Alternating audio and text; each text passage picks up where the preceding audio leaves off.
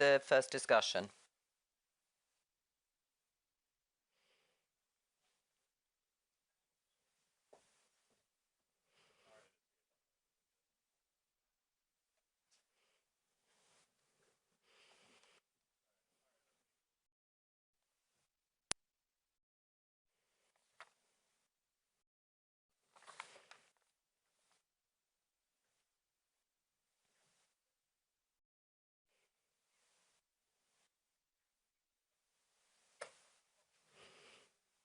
Thank you very much. Thank you very much. I may be standing, I may be sitting, whatever. Now, it's time to start our first session of the day. AI in the public interest, competition and investment. Few words are likely to get a venture capitalist as excited as artificial intelligence. The last few years have been simply extraordinary. Rarely, if ever, have we seen a technology grow so powerful so quickly. But with the private sector making the running in terms of both development and ownership of AI, one of the big questions of the summit is how to ensure technology benefits and not its owners.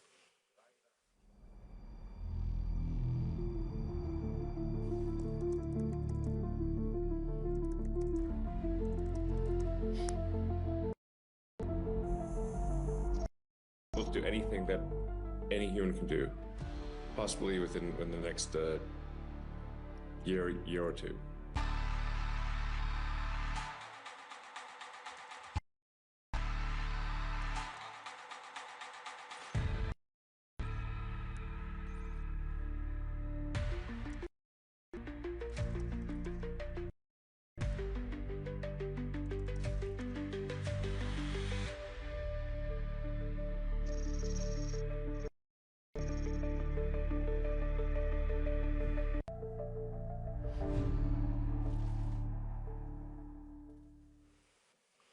Now, embracing the spirit of AI innovation at this summit, the team making the films have used imagery throughout. Come of that, but now it's a huge pleasure to introduce our first panel. Reid Hoffman, co-founder of LinkedIn, tech entrepreneur and former diplomat Ren Ito, co-founder of Sakal AI. Mariana Mazzucato, with the longest professor in economics, of Innovation and Public Value at London, and Executive Director of the Mozilla Foundation, Nabiha Saeed. And just a quick before we start, we'd love you to join in the conversation too.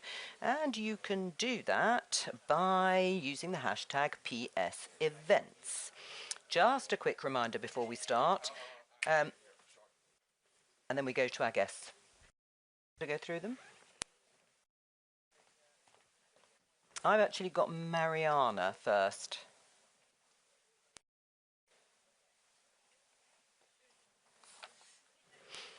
That comes later.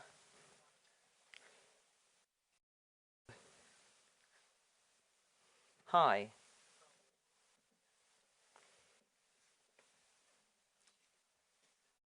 Yeah, so you should find the public graph being spent.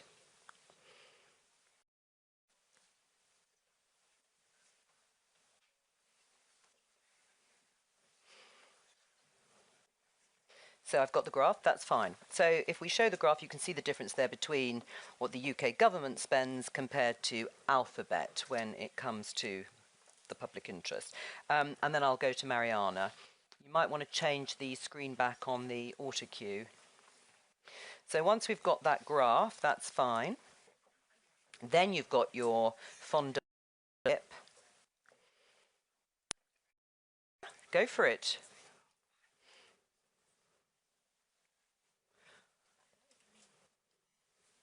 Our AI Act is already a blueprint for the whole work. We must now focus on adopting the rules as soon as possible and turn to implementation. Yeah, that's fine. That was EU Chief von der Leyen speaking in 2023. Are you able to adjust the auto cue screen? To the auto cue. I think someone is fiddling around with the order.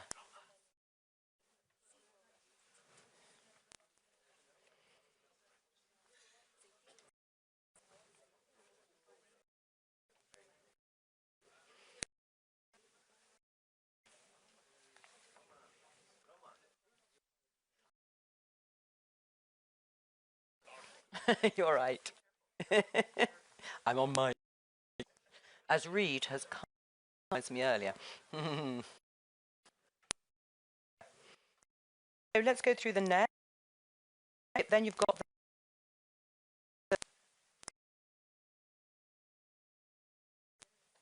Oh, sorry. Yes, you're absolutely right. After von der Leyen, let's have a listen to Trump. No, no, no, because I've got the scripts here. So you've got Trump, then you've got Paris. You've got your questions from journos. And I presume you play one and then the panel and then you play the second one.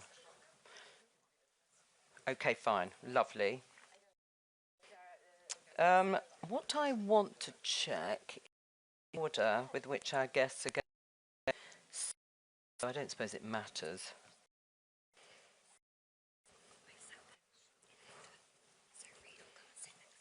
Reed is going to come and sit next to me, then Mariana, and then Ren, and then Sabiha. Yeah. Nabiha, I should say. Fine. And do they know that? Hi, Ren.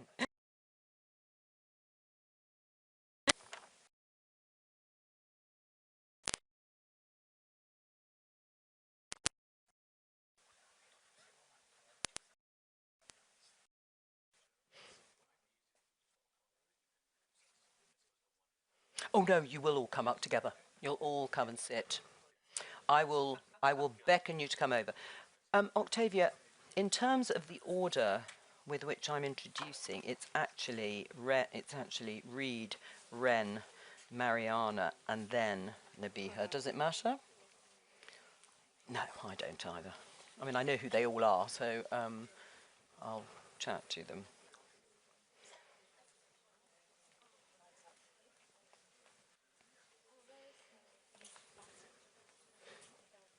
Yes.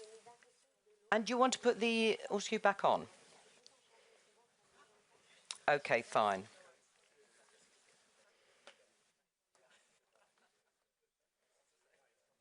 So actually, you may be able to just get going at 2, which is our start time anyway. It looks like it's filling up. I don't think Andrew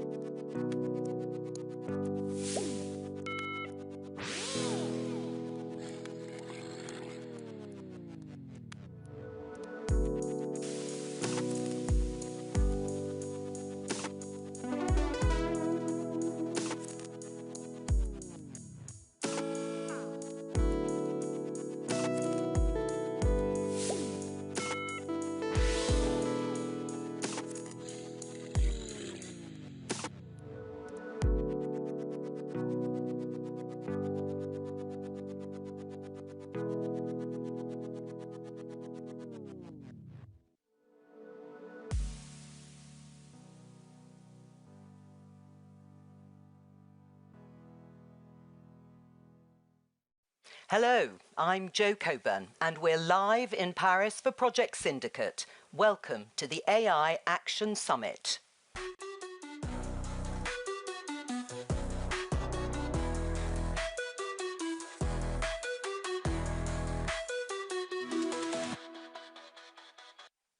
We're in the Grand Palais in Paris for the AI Action Summit. All around us in this building, heads of state are mingling with innovators, academics and more to shape the future of artificial intelligence. There'll be thousands of events about AI this year. There might well have been some already. But without question, this is the one most likely to shape the course of world events. And what better way to get a slice of that history in the making than here with Project Syndicate. Over the next 3 hours, we'll be hearing from, amongst others, Canadian Prime Minister Justin Trudeau, President of the Czech Republic, Petr Pavel, Reid Hoffman, the co-founder of LinkedIn, Mariana Mazzucato, Professor in the Economics of Innovation and Public Value at University College London, and Daron Acemoglu, Professor of Economics at MIT and the winner of last year's Nobel Prize in that field.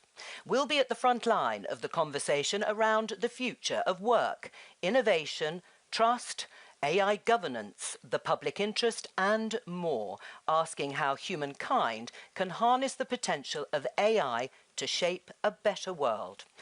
And as always, you're an essential part of the mix, both here at the summit and online. So please join in the conversation using the hashtag #PSEvents. Now, it's time to get started. Please welcome to the stage President of the Czech Republic, Petr Pavel.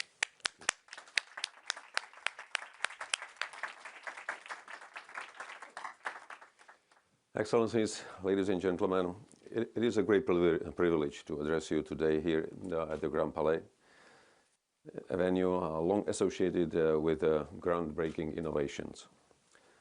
Throughout its history, this hall has witnessed world-changing advancement. Today, we gather here to explore one of the most transformative forces in our history, artificial intelligence. AI is reshaping industries, economies, and entire societies at a speed we are only beginning to grasp.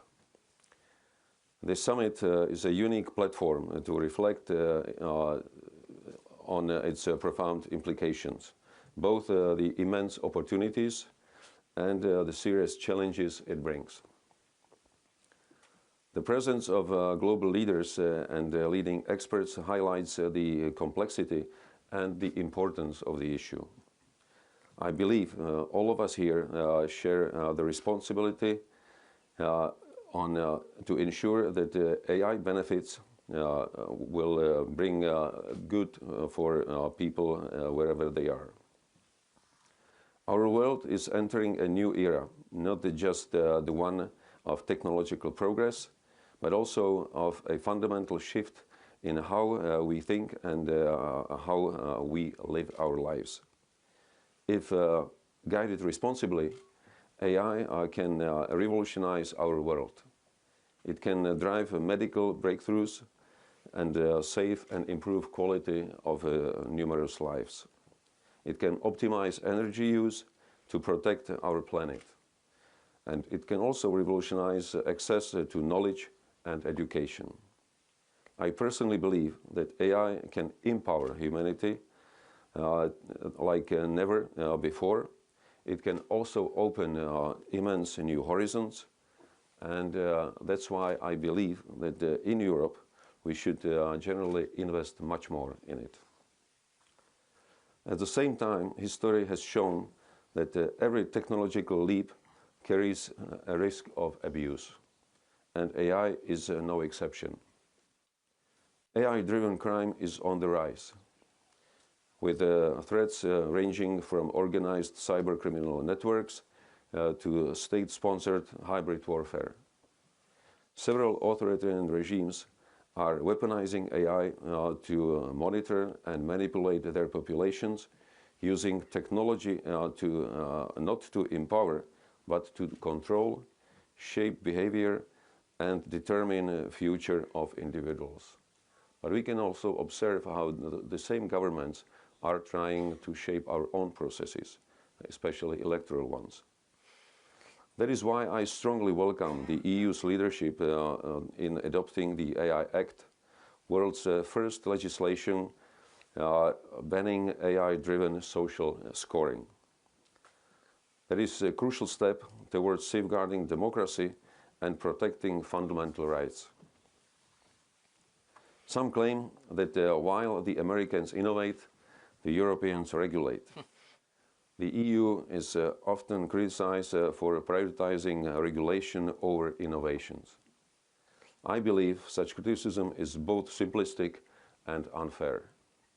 We need to do both: regulate responsibly and foster innovations. It is our duty to set rules that prevent harm, protect democracy, and ensure that the benefits of AI are available to all. Technology alone cannot be allowed to shape our future without ethical and legal safeguards. As with any power, with great technological power comes great responsibility. Responsibility must not be an afterthought. It must be our guiding principle. AI developers must ensure their systems are transparent, ethical, and secure. Technology platforms deploying AI must take greater responsibility and accountability for how their tools shape perceptions of reality. If left unchecked, bias, misinformation, and manipulation will distort the truth and serve specific malign interests. The solution lies in collaboration between governments, tech leaders, and researchers. Only by working together can we ensure that AI strengthens rather than weakens our societies. We must also recognize the vital role of young people in shaping the future of the AI. It is their world that will be most affected. We must invest in education and equip the next generation with the skills to lead this transformation successfully. Making AI an exclusive technology for the few would only deepen inequalities, fuel geopolitical divisions, and increase the risk of conflict. Instead, we must strive for inclusiveness and shared progress. Ladies and gentlemen, the positive impact of events like this summit is not just an investment in technological advancement. It is an investment in democracy, peace, and prosperity for future generations. AI offers vast and unique opportunities, but I'm convinced we should do our best to use them to maximum possible extent. The decisions we make today will shape our future. I wish you all fruitful discussions, and I look forward to hearing the insights from the experts in the next panel. Thank you. President Pavel, thank you very much. Well, let's pick up on some of the themes that were outlined there by President Petr Pavel, as it's time to start our first session of the day, AI in the public interest, competition and investment. Now, few words are likely to get a venture capitalist as excited as artificial intelligence. The last few years have been simply extraordinary. Rarely, if ever, have we seen a technology grow so powerful so quickly. But with the private sector making the running in terms of both development and ownership of AI, one of the big questions at the heart of this summit is about how to ensure that the technology benefits all humanity and not just its owners.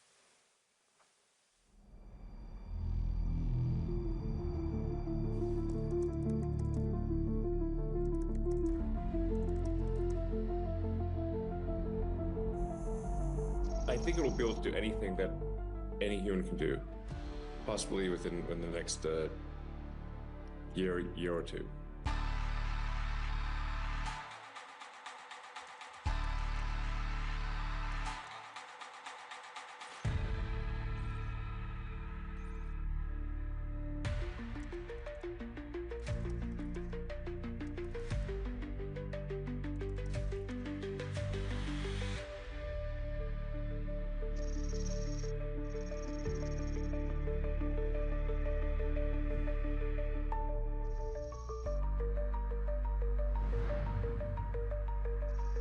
Donald Trump took the oath of office flanked by billionaires Mark Zuckerberg, Jeff Bezos, Sundar Pichai, and Elon Musk. The release of DeepSeek AI from a Chinese company should be a wake-up call. We need to be laser focused on competing to win.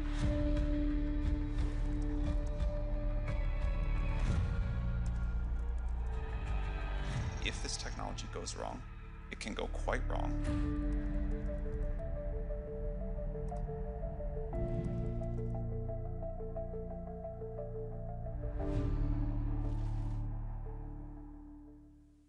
Now, embracing the spirit of AI innovation at this summit, the team making the films have, of course, used AI imagery and music throughout, and there's lots more to come of that. But now, it's a huge pleasure to introduce our first panel. Reid Hoffman, co-founder of LinkedIn, tech entrepreneur and former diplomat, Ren Ito, co-founder of Sakana AI, Mariana Mazzucato, professor in the economics of innovation and public value at University College London, and Executive Director of the Mozilla Foundation, Nabiha Saeed. Let's give them a little round of applause to get them warmed up.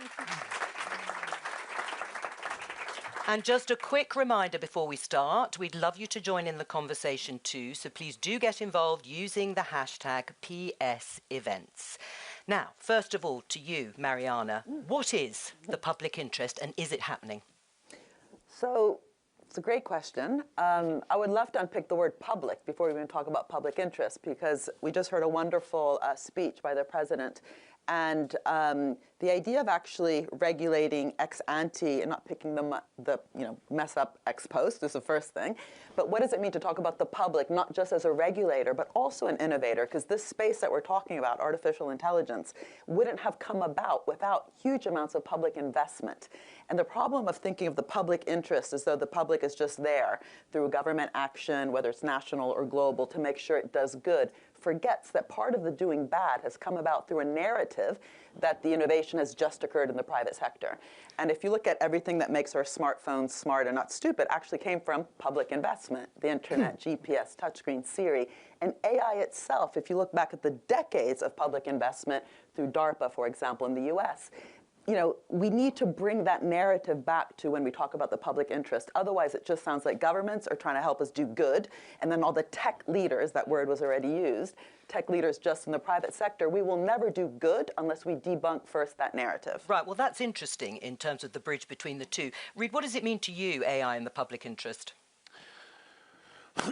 So one of the things that I am a strong advocate for, there's a bunch of good things that come from the commercial interest building stuff. Actually, in fact, a little bit counter the opening video is when you look at many developed technologies that as they get to scale, whether it's the internet, smartphones, cars, etc., the commercial sector has actually, in fact, been the one that has brought them to scale. And so that's not new. And so I think that's also true in the AI case. But the public interest part of it, I think, is how do you make sure that, roughly speaking, when you go across society, that the vast majority of citizens and social participants are being elevated and benefited from it, that the concerns that are kind of, call it, outside the commercial sphere are also being addressed. So, for example, fairness, equity, concerns that might have a kind of social impact, like, for example, the president was talking about crime, which I think is an important thing to kind of steer against. And so I think there's a set of those. Now, I agree with Mariana that there's this frequent narrative of I alone have brought you this new technology, and actually all of this builds upon lots of previous work, including work from universities and a number of other places. Right, but there is a difference in the amount of investment in many settings. So if we just show you this graph, just as an example, and you can see here the difference in terms of R&D investments in 2024. There's Alphabet nearly twice as much as the UK government. Renito, do governments need to invest more? I think there's many different forms of investment from the government. So what I like about when we're talking about this public interest and the intersection between the public policy and the private sector development, it's a true the stakeholder approach. So government is not just chucking in money to help developing the AI. It is shaping the future course of AI development by bringing in the voice of the civil society organization. Private sector is bringing in how we are technically developing AI. And then it is through the incentive provided by the government, not just a monetary incentive. What is the incentive then? I think, for example, if government can show the problem which is big enough for the AI company to get excited about solving it. So for example, doing a much more sophisticated simulation about the effect of the COVID, how the pandemic is expanding, you can use AI to do a much more sophisticated simulation. If you are presenting those interesting and big enough ideas, all the engineers and companies are hugely excited to tackle those ideas, right, which will be leading to the more development. But it is dependent, Nabiha, on those ideas being presented, that sort of drive, that leadership, because Reid saying that I alone have provided more money perhaps than my public or government partner here, does that give the commercial company a little bit more leverage? It gives them more leverage, but it's important for us to remember there are many paths to the public interest, right? So there are the people who work on behalf of the public. I would argue that AlphaFold and its innovations are working on behalf of the public. Those who are using artificial intelligence to look at climate impact or reduce energy use, they're acting on behalf of the public writ large. But in democratic societies, you need the consent of the governed. You need people to actually have a say, to participate, for those workers whose lives are about to be disrupted to have a chance at reskilling, for people to be educated, and critically, to participate not just in the consumption of AI, because let's be real, for most people, they're more likely to have AI used on them than they are to actually use AI, whether it's Netflix helping you decide what to watch or AI in warfare deciding whether you live or die. You are a subject of that technology. So how are we equipping people to actually use it, create it, engage in it? And that, to me, is why arguments around open source technology, for example, as a way to level the playing field and encourage participants to actually have a say, not just in the hyper-centralized, mega-rich, resourced organizations, is so critical for the public interest, because that is how we're going to get the public to even have a fighting chance. Do you agree with that, Reid? Well, I was on the board of the Mozilla Corporation for 11 years, so I have a strong pro-open source general bias. In the case of AI models, which is open weights, I think it's a little bit more nuanced in terms of what you do. So I think open source is almost always really good because you have the collective ability to kind of check the code, validate it, you know, kind of security, a bunch of other things, see how it's working. The open weights models, which is frequently discussed as open source, is provisioning equally this kind of black box across both great participants, foundations, universities, entrepreneurs, et cetera, which is very important, and also not great participants, rogue states, terrorists, criminals. And so I think part of what we need to be both working on, I think both, you know, kind of universities, NGOs, and the commercial side is how do we get that enablement of the key players while also preventing, for example, as the president described, crime. Mariana? Yeah, I mean, just coming back to the question, first of all, that graph that you showed is really important because one of the questions is, where did that money even come from? So if in the past, at least, we managed to have, you know, government action, especially in the high-risk, capital-intensive phase of the research and development, but ultimately we ended up socializing risks and privatizing rewards, A.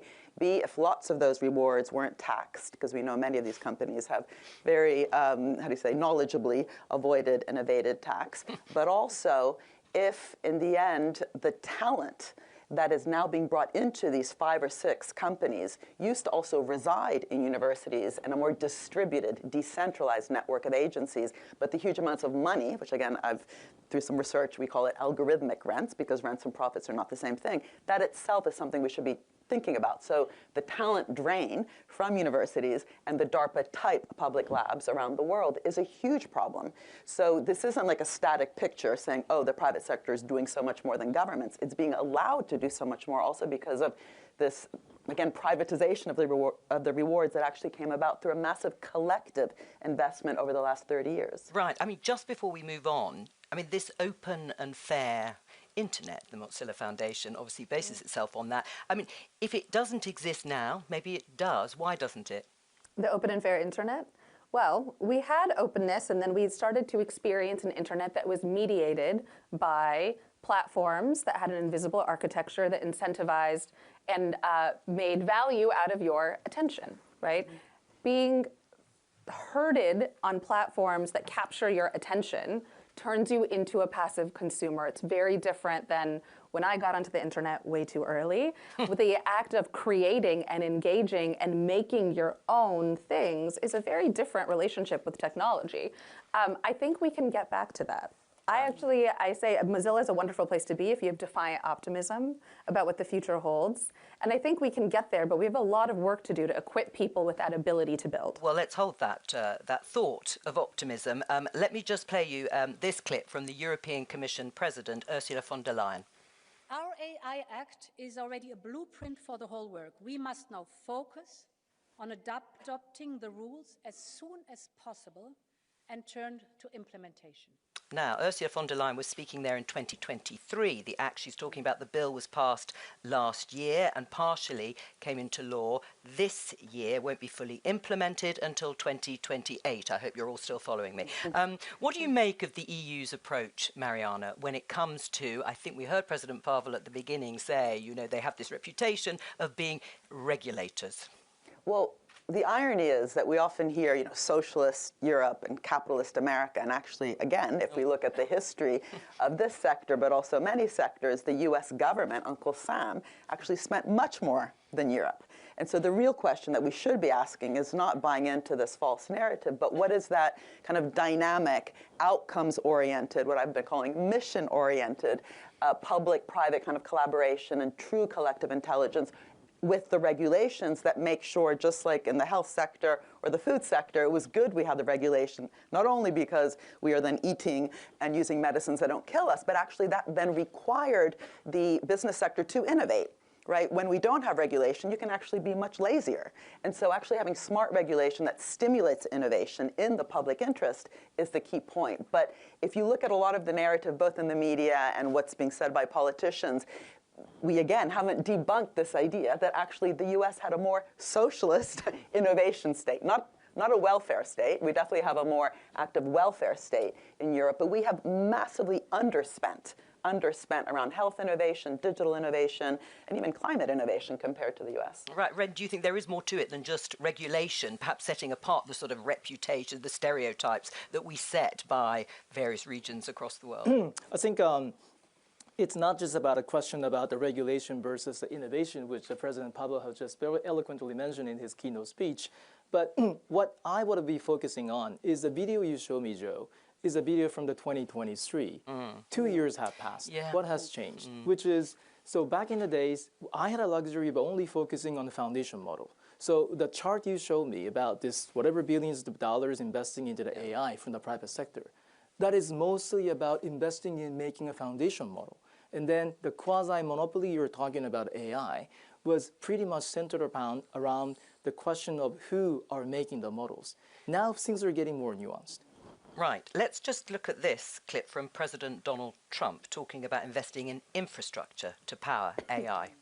What we want to do is we want to keep it in this country. China is a competitor and others are competitors. We want it to be in this country, and we're making it available. I'm going to help a lot through emergency declarations because we have an emergency. We have to get this stuff built. I mean, there has been so much, Reed, as you know, talk around the world about how to respond and approach President Donald Trump. And in the field of AI, the relationship with big tech, what is it like in Silicon Valley at the moment? What is the sort of flavor of conversations that you're having? Well, I think one of the things, I mean, there's obviously been a lot of criticism of various things, which I think are, you know, a bunch of it is right and is important. But I think that what is not as much discussed is I think it is extremely important for all governments to be in dialogue with the technology industry, because I think the exact questions that we are addressing here is a question of like, okay, so this AI is going to be the cognitive industrial revolution. What in, you know, because if you parallel with the Industrial Revolution, it both gives you the wonder, which is the huge increase in productivity, industries, et cetera, and also the challenges, namely the transition that goes into with how society fits. And so I think those organizations being in dialogue with governments is great. And I think that the fact is that the Trump administration is staffing with people who understand the technology and so forth is also a feature. Right, and you think that's a good thing? Yes. Yes, more than dialogue or just dialogue? Well, I think dialogue is where it begins. I think that part of the question, for example, one of the mistakes I think when it gets to innovation, one of the hard questions I think we've danced around a little bit here is there is no innovation without risk, there is no innovation without making mistakes, there is no innovation without making errors. And so an approach that tries to say, hey, we're going to prevent, you know, the majority of errors. If that was approached before we put cars on the road, we would not have cars on the road. We would not have electricity in the buildings, et cetera. You actually have to deploy, learn, and add in regulations. Like the car example is a good one because the industry and the consumers didn't want seatbelts. We knew specifically what harms were happening. And so they went and said, okay, now seatbelts, and you had to push the industry to make it happen. And it helps very much reduce fatalities. But it's on the basis of studying and knowing things. Nabiha, what do you think? Here's the difference between what's happening now and cars. When a car has a crash and someone goes through the window, you can see it, right? But the harms of AI may or may not be visible in that same clear way. So to me, I think a lot about what are the feedback loops between the harms that are possible and the innovation to fix it, right? Because any harm that you see is actually just white space for innovation, building something better. But how will we see that? Where will that come from? And to me, the importance of equipping civil society to understand how this technology works, to educate students so they know how it's working, for workers to understand how it's happening in their workplace, is not only to lift them up and have the positive innovation of the future, but also so we can course correct with the frequency and rapidity that we need for this to actually move in the right direction. Because the truth is, the rate of destroying things is a different rate than the rate of building things, right? It is easier to destroy than it is to build. So we're going to see bad actors mobilizing this for harm, and we don't want that to become the full picture of what this technology is capable of. But we can't be ostriches with our head in the sand about the fact that harms will happen. How will we know? How will we fix them? How does that build trust for what we think the technology can become? Reed? Well, actually, broad agreement, not surprising given the Mozilla shared background, but with the question of what you need to do as opposed to saying, hey, for example, some people say pause, stop until we can figure out all of these possible invisible harms, because there is millions and millions of possible negatives, and you don't get the future you want by just trying to wipe out all the negative ones. You have to build towards things, and I think that part of the exact thing of measuring, and yes, you could say, hey, look, I can't see going through the windows. Although the reason I use the seatbelt example is because consumers didn't want it either.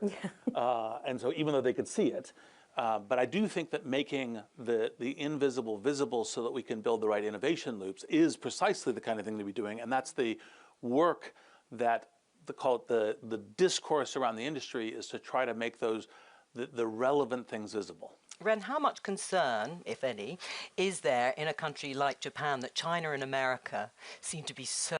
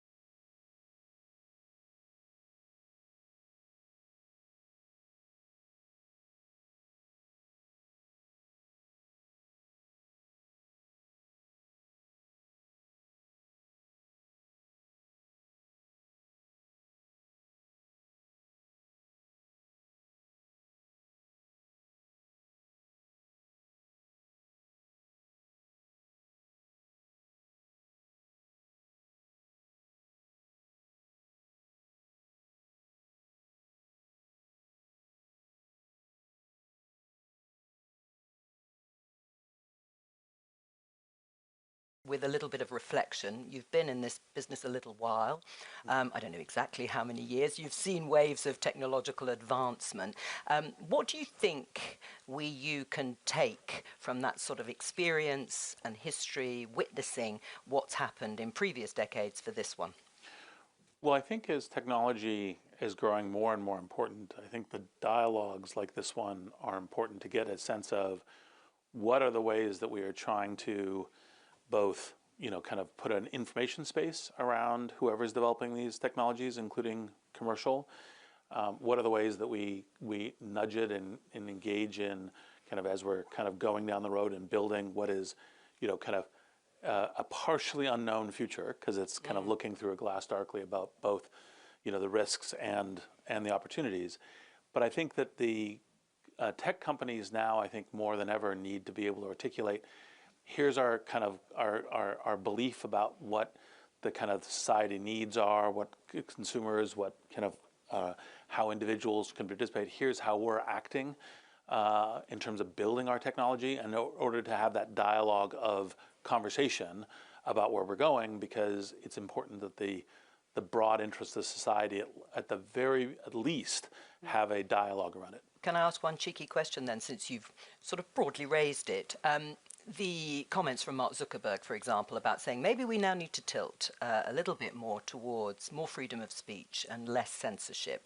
That dialogue, does that involve pivoting one way or another while still keeping the broad principles that are good for society? Well, obviously, LinkedIn more reflects my point of view on these things.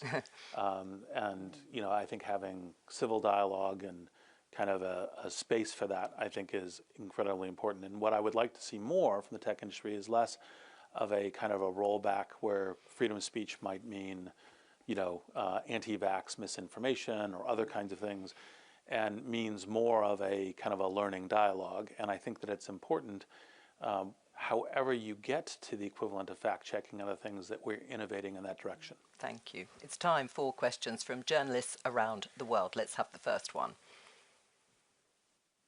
It seems that the AI competition will proceed mainly between the US and China.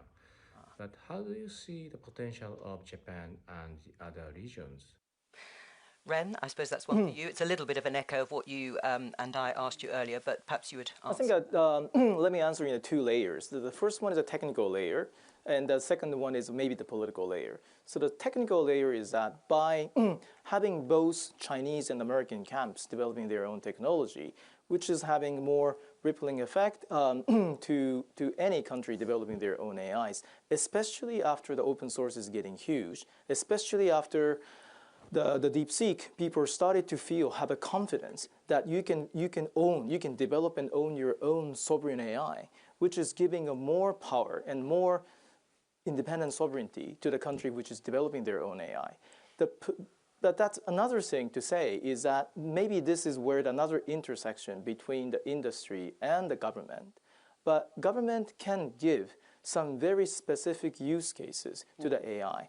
My biggest frustration when we were talking about use cases now about AI is people are we only have a ChatGPT or Claude for the day-to-day usage. But at the same time, the Financial Times and BBC is talking about this extreme case scenario which is possible only by the sci-fi novel. I want to understand what are the building blocks. By having what kind of R&D, you can have what kind of use cases. Okay. I think the government or the public policy, for example, there's a COVID case or some war case scenario by the defense generals, you can give a lot of those interesting use cases, which is pushing the boundary of the AI use cases. I'm just going to say, there was a time where computers would fill this room, and now we carry one the size of, I lose mine all the time, my phone. It's small enough to carry it around.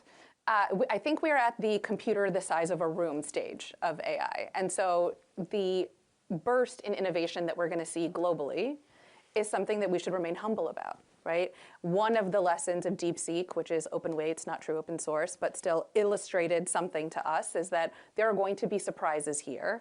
And I think to be intentional about how we bring in the global south and recognize that innovation can come from anywhere. It's not lost on me that M-Pesa predated Apple Pay by 9 years, right? Innovations can come from all over. And there's innovations now that are making that, traditional barriers like concerns about safety, for example, even easier. Soon we'll hear an announcement, I think, at this summit about Roost, which is open source safety tools that exist, right? Safety being a big barrier for a lot of innovation. So we'll see global opportunity here. We're just going to take the second question, then I'll come to you, Mariana. In our rush to ensure the AI investment boom has an equitable outcome, do we risk compromising investment in the more basic digital infrastructure that certain developing nations are desperate for? Mariana? Sure. Oh, I was going to answer also the other one, but they're related. I mean, what I find really interesting is that some countries are just obsessing about AI as a thing, as a technology. So industrial strategies will be like, we're going to invest in, in graphene, in AI, in automobiles, forgetting that actually AI is a general purpose technology that will be central to innovation in all those other sectors as well. And also forgetting a big lesson about the US military industrial complex is that no one actually said, we need the internet, we're going to be internet, superpower. They had problems to solve. The satellites had to communicate, the internet. The Navy needed to know where all the ships were. GPS was the answer. So what are the big problems of our time? And those will, of course, differ between countries. And that's the question, like, what is the difference between a so-called global north and global south country in terms of the biggest problems they're facing and how AI can help actually solve those problems? But coming to the second question, without a digital public infrastructure, and also one that is being governed with equity and justice and transparency at the center, then none of this is going to happen. And there's really different models right now. And the current European Eurostack model, which is very interesting in trying to bring kind of digital sovereignty, all this stuff that you're talking about, actually having citizens being informed as opposed to things happening at them. Shoshana Zuboff's famous quote that you think you're searching Google for free, Google searching you for free. All those issues are critical in terms of how we design the infrastructure. It's not just kind of bricks and mortar. It's a good point at which to close the session. Thank you very much, because we're out of time. Please thank our panel for being here. Reid Hoffman, Ren Ito, Mariana Mazzucato, and Nabiha Saeed.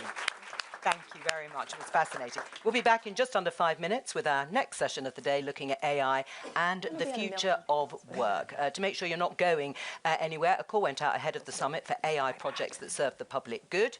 Nearly 800 submissions came in, and we're shining a spotlight on 2 of them. Sorry. Hello. Hello. Thank you.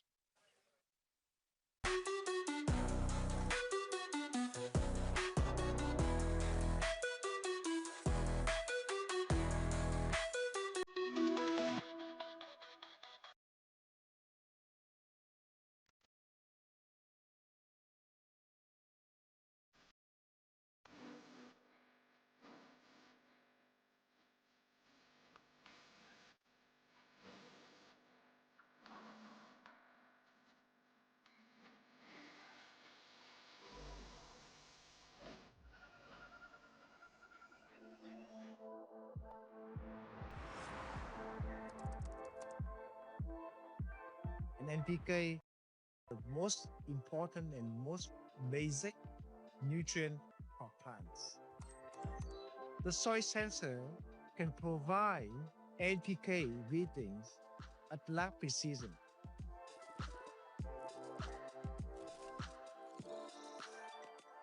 The sensor will be buried under the soil to detect soil nutrients. The sensor will be connected to a transponder that will send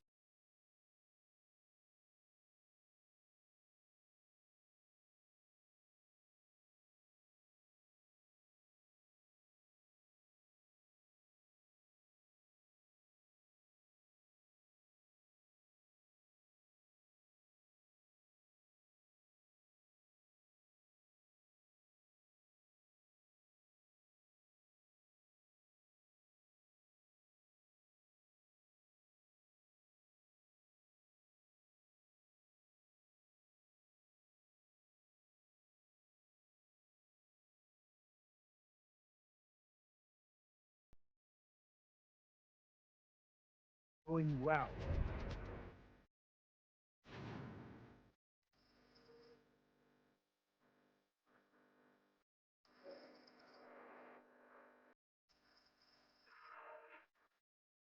bringing the technology to remote communities in rural area is a big challenge for us.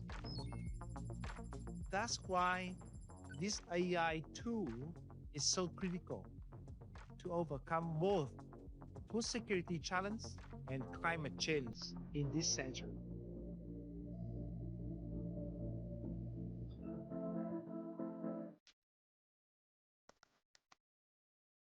A little over 15% of the world's blind population resides in Africa.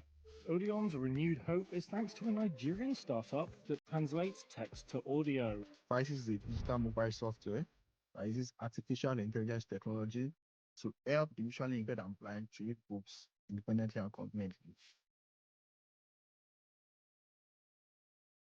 Vices works by scanning text of books using optical character recognition technology and text-to-speech technology, and it converts this captured text to audio output for the visually impaired users to listen to. Welcome to Missy's, your gateway to accessible reading. Enjoy immersive audiobooks. In addition to reading text, Vices also has some interesting features such as color and objects and the same scanning feature.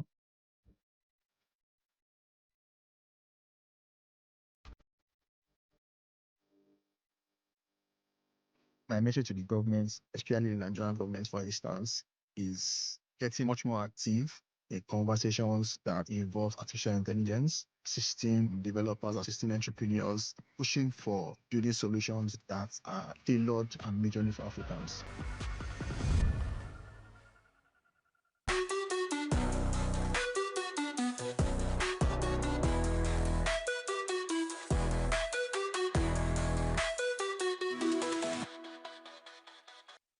Hello, and welcome back to the AI Action Summit, brought to you by Project Syndicate. Still to come, Justin Trudeau, Prime Minister of Canada. James Manika, Senior Vice President for Research, Labs, Technology and Society at Google. Audrey Tang, Senior Fellow at the Project Liberty Institute. Minister for Europe and Foreign Affairs, in conversation with Daron Acemoglu, winner of the Nobel Prize in Economics and MIT Professor of Economics. Now, for this session, we're talking innovation and the future of work, a subject that can sometimes bring up apocalyptic predictions about robots taking over the world. The reality is, of course, far more nuanced and depends hugely on who you are, where you are and what you do, myself included. Here to drill down further into who some of the winners and losers of tomorrow might be, we will have in a few minutes' time Sylvain Duranton, Global Leader of BCG, CEO and co-founder of Zindi Africa, Selina Lee, and James Manika. But first, let's have a look at the film. I'm Jo Coburn. Hello, I'm Jo Coburn. Hello, I'm Jo Coburn.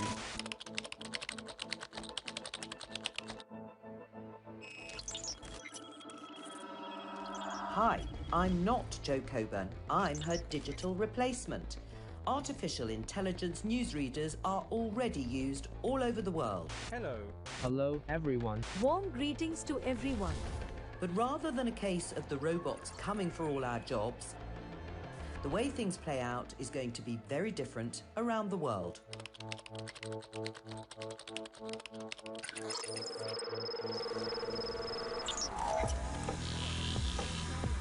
In Japan, with its aging population and low immigration levels, AI could fill labour shortages.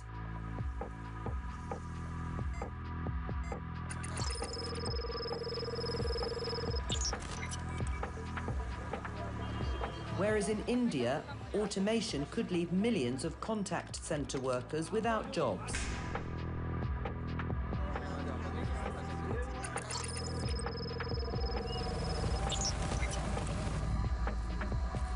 AI has huge potential to help some of the world's poorest farmers, improving crop yields and boosting productivity.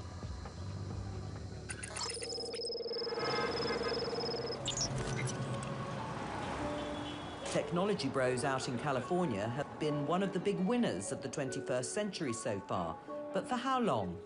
Probably in 2025, we at Meta are going to have an AI that can effectively be a sort of mid-level engineer. A lot of the code in our apps is actually going to be built by AI engineers instead of people engineers.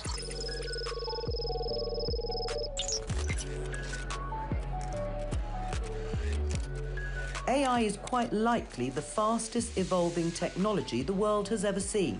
There will be huge winners and huge losers. For policymakers, is keeping up quite simply mission impossible.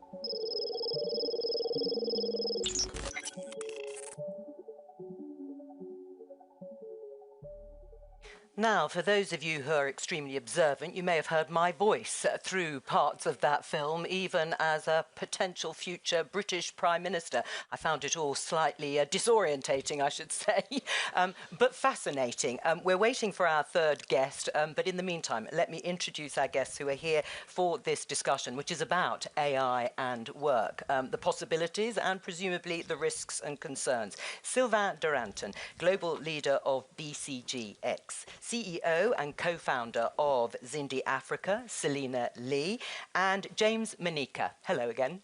Welcome. Currently President for Research Technology and Society at Google and Alphabet, and also the co-chair of the UN High-Level Advisory Body on Artificial Intelligence. Let's give them a warm welcome. James, can I start with you? I know you were last in, and that might be a bit unfair, but I'm going to start with you anyway. What are the major trends when we talk about AI and work? The jobs that will be replaced and the jobs that might be created? Well, thank you. Delighted to be here. I think most of the research we see and have been involved in suggests that basically three things are going to happen. There'll be some jobs that will be lost. These are jobs where many of the constituent tasks are ones that can be easily automated. So we'll see a decline in those. There'll be some jobs gained. These are either new jobs that will be created, but also demand for existing jobs that will actually go up as a result of the effects of AI and automation. And then the third thing that will happen is what you might think of as jobs changed. In fact, this is actually the bigger part. This is the amount of jobs that will change because AI is complementing how those jobs are done, and so those jobs will change. We actually think the estimates that I've seen in some of the research suggest that as much as 2/3 of jobs are actually going to be in that category of jobs changed, where the augmentation effect is going to be quite substantial. What sort of timescale are we talking about broadly here? This is looking at, say, the next decade or two, which is about as far as you can think about in terms of the kind of research that informs this. Right. Sylvain, can I get you to look at this graph that we are going to show? You might recognise the research. It's from BCG. It suggests frontline workers in Global South regularly use generative AI more than in the North. Why is that? There's much more enthusiasm. If you look at this survey and this study we did, there's much more enthusiasm on Gen AI than in the Global South than in the Global North. I think the reason for that is people see this as an opportunity rather than a threat. And if I look at our own business, we are recruiting a lot in Africa. We are seeing a big community in Africa. Things are moving super fast in this part of the world. And I know there are concerns, and I hear in many panel discussion, let's be careful of increasing inequalities, in the world using Gen AI. I'm definitely super positive because what I can see is that Gen AI is enabling to attack what I think is one of the things which is most unfair in the world, which is educational rent. And through AI, you have people who cannot code, who can do part of the job of the coders. You have people who have not done medical and medicine studies who can do some of these activities. You have people which are trained to do things they could not do. You can use AI and you have service to do that at scale to learn how to speak English. And if you're in some parts of Africa or some parts of Asia, learning how to speak English for $10 per month, it's absolutely outstanding to get to new opportunities. So I think in a way this is the end of some of the rents we've been living upon, and I'm super optimistic of the outcome. So you see it as a great leveller in that sense, potentially? Yeah. Yeah, I do. Selena? Yeah, Exactly. I mean, I'm the CEO and co-founder of Zindi. We're the largest platform for data scientists and AI developers in Africa. And when I saw that graph, it sparked something in me, because what we've seen in the community, what makes, in some ways, the talent that we find in Africa unique is just the level of motivation, problem solving, just motivation to pick up the next tool. Oh, there's a new AI tool. Okay, I'm going to try it no matter what. Well, that is interesting, that they're actually grabbing the opportunities more in those parts of the world than perhaps here.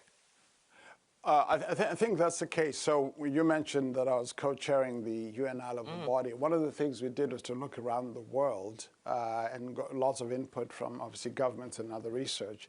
And one of the general trends within that was that generally the global south was actually a lot more optimistic about AI than the global north, which is interesting. But I think on this particular point about jobs and skills and who finds this interesting, I think you see some of that even in the developed economies. So often people who have had either no access to expertise or experience are actually getting more benefit from using these tools than those who do. So I think this point about it changes the dynamic and because a lot of people have had few opportunities. Either the barriers have been either expertise, education, or experience. And so if you look at some of the studies that have come out of Stanford and other places that suggest that often lower skilled workers using these tools actually do really well. So there's some work by Eric Brynjolfsson and others, and even the work by David Otter at MIT that also suggests this. So this has the potential to actually be uplifting for people who haven't had access to expertise and resources and skills. I mean, one of the fears that is often expressed, and particularly in the UK when they're talking about lack of investment, just broadly, is that if companies are smart, they'll invest in AI.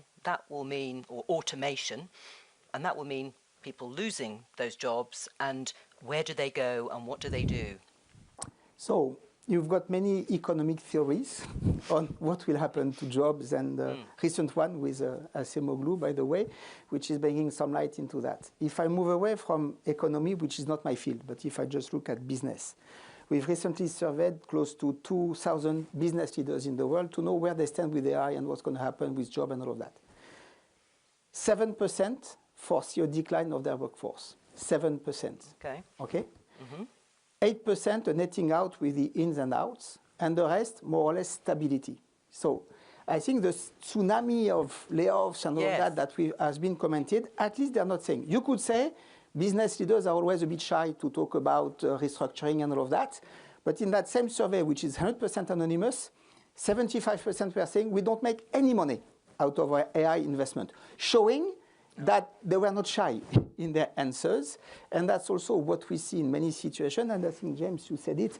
Once employees are, I would say, under steroid, amplified, whatever, using AI, they became much more productive, much more value add, and hence it's making them do more things. And one example in the call centers, which is quite staggering, you go to call centers, you deploy AI, you automate part of what the people do. You see also automate some full calls sometime, but you see at the same time more customer satisfaction, more employee satisfaction, and some of the tasks that were not profitable to do because the likelihood of a commercial success with an outbound call was low, is now becoming profitable because people can work much faster and much smarter.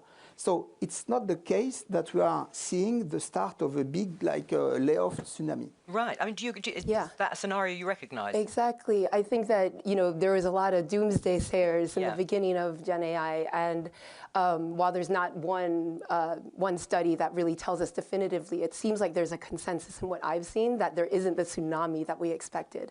And I think that one of the ways, or one of the frameworks that I find useful that might start to understand this is that there's, when we look at a difference between replacement and disruption, and also a difference between, but the idea is that, Brookings had a study that said 30% of workers will have 50% of their tasks disrupted. So also separating the person and the tasks that they're doing. So in a way, I think I totally agree that it's what it's been proving to do is be an enhancer of the talent that is there. But the reskilling is absolutely critical in that sense. Right. Well, let's pick up on the reskilling because we're talking about one half of the equation, if you like, and it's great to hear that you don't really see these doomsday scenarios. So how do you incentivize that skilling or upskilling once AI is doing some of the tasks that we do? Yeah, I want to just make one quick comment on the previous part of the discussion. I think one of the things to think about demand for jobs, it's going to vary occupation by occupation. Yes. So we're finding, for example, that if you look at occupations where there's a lot of demand elasticity, when people actually then work with these tools, the demand for their work goes up dramatically. Now, there's some occupations where you don't quite have the same demand elasticity. You may not see the growth in occupations, or you may see more displacement. In fact, there was a wonderful, very detailed study that the International Labour Organization just did looking across 140 countries, looking at something like 400 occupations. And the net result in that work was that something like the augmentation effect was actually 6 times the displacement effect, but the picture varied a lot, occupation by occupation. Well, give us a flavour of the occupations. We're all dying to know in our occupations, are we still going to be in jobs, James, in 5 years' time? No, so take occupations like the one that's often cited in these studies, radiologists. People have predicted that radiologists are going to disappear. Actually, it turns out that there's actually more radiology to be done. So the demand has actually gone up. So the demand for radiologists, even as they've been assisted by this technology, have actually gone up dramatically. So that's an example of an occupation where there's more demand for it. We just haven't been serving enough of it. Now, there'll be other occupations where the amount of demand for that activity is fixed, if you like. And so as you have people be augmented by this technology, they become more productive, that you need less of them. So that's why it's important to think about these, and by the way, these demand factors for these occupations also vary from economy to economy, from country to country. So I think it's worth keeping that in mind. But to your actual question about skilling, I think this is going to take everybody working on this. So, at Google, we're doing some of this ourselves. I think in the last decade, we've, I think, given digital skills to like over 100 million people around the world. We've actually, in addition to that, to do reskilling. But I think it's going to be important for employers, governments, and education institutions to work together in this. And this is particularly difficult at the moment when many governments are kind of experiencing somewhat austerity measures that limit the amount of public investment into workforce skilling. So that's going to be a challenge. I mean, don't governments have to provide incentives to companies to do the skilling that will be needed, Selena? I mean, I think there's a number of levers that governments should be looking at pulling to mobilize the resources that are needed, because it's not insignificant, that is true. But I think aside from the resources and incentivizing the right investments, I think the other reason why it's important to have government, private sector, civil society, universities working together on this is because in order for this to be sustainable, it also has to be very much an ecosystem play. You can't just drop a course into the middle of Africa and expect that that'll be a sustainable path forward, right? So we want to make sure that everything is working together, that we have the training that is preparing people for the jobs, that the companies are ready to also absorb this new upskilled labor as well. Right. I mean, do governments have to come up with the money for this in order to make that start that ecosystem? I believe a lot in this ecosystem building, but I think the number one incentive for companies still is to make money. Yeah. And if you do the upskilling, you can make money. But I think what is not stressed enough is the fact that amplifying, everyone wants to amplify, making people stronger, whatever, there is a cost. And maybe a small anecdote on us, BCGX, we were super early to deploy GitHub with our software engineers. We have more than 1,000 software engineers. We were super happy, 85% super happy to use GitHub. No impact on productivity, 0, double 0, okay?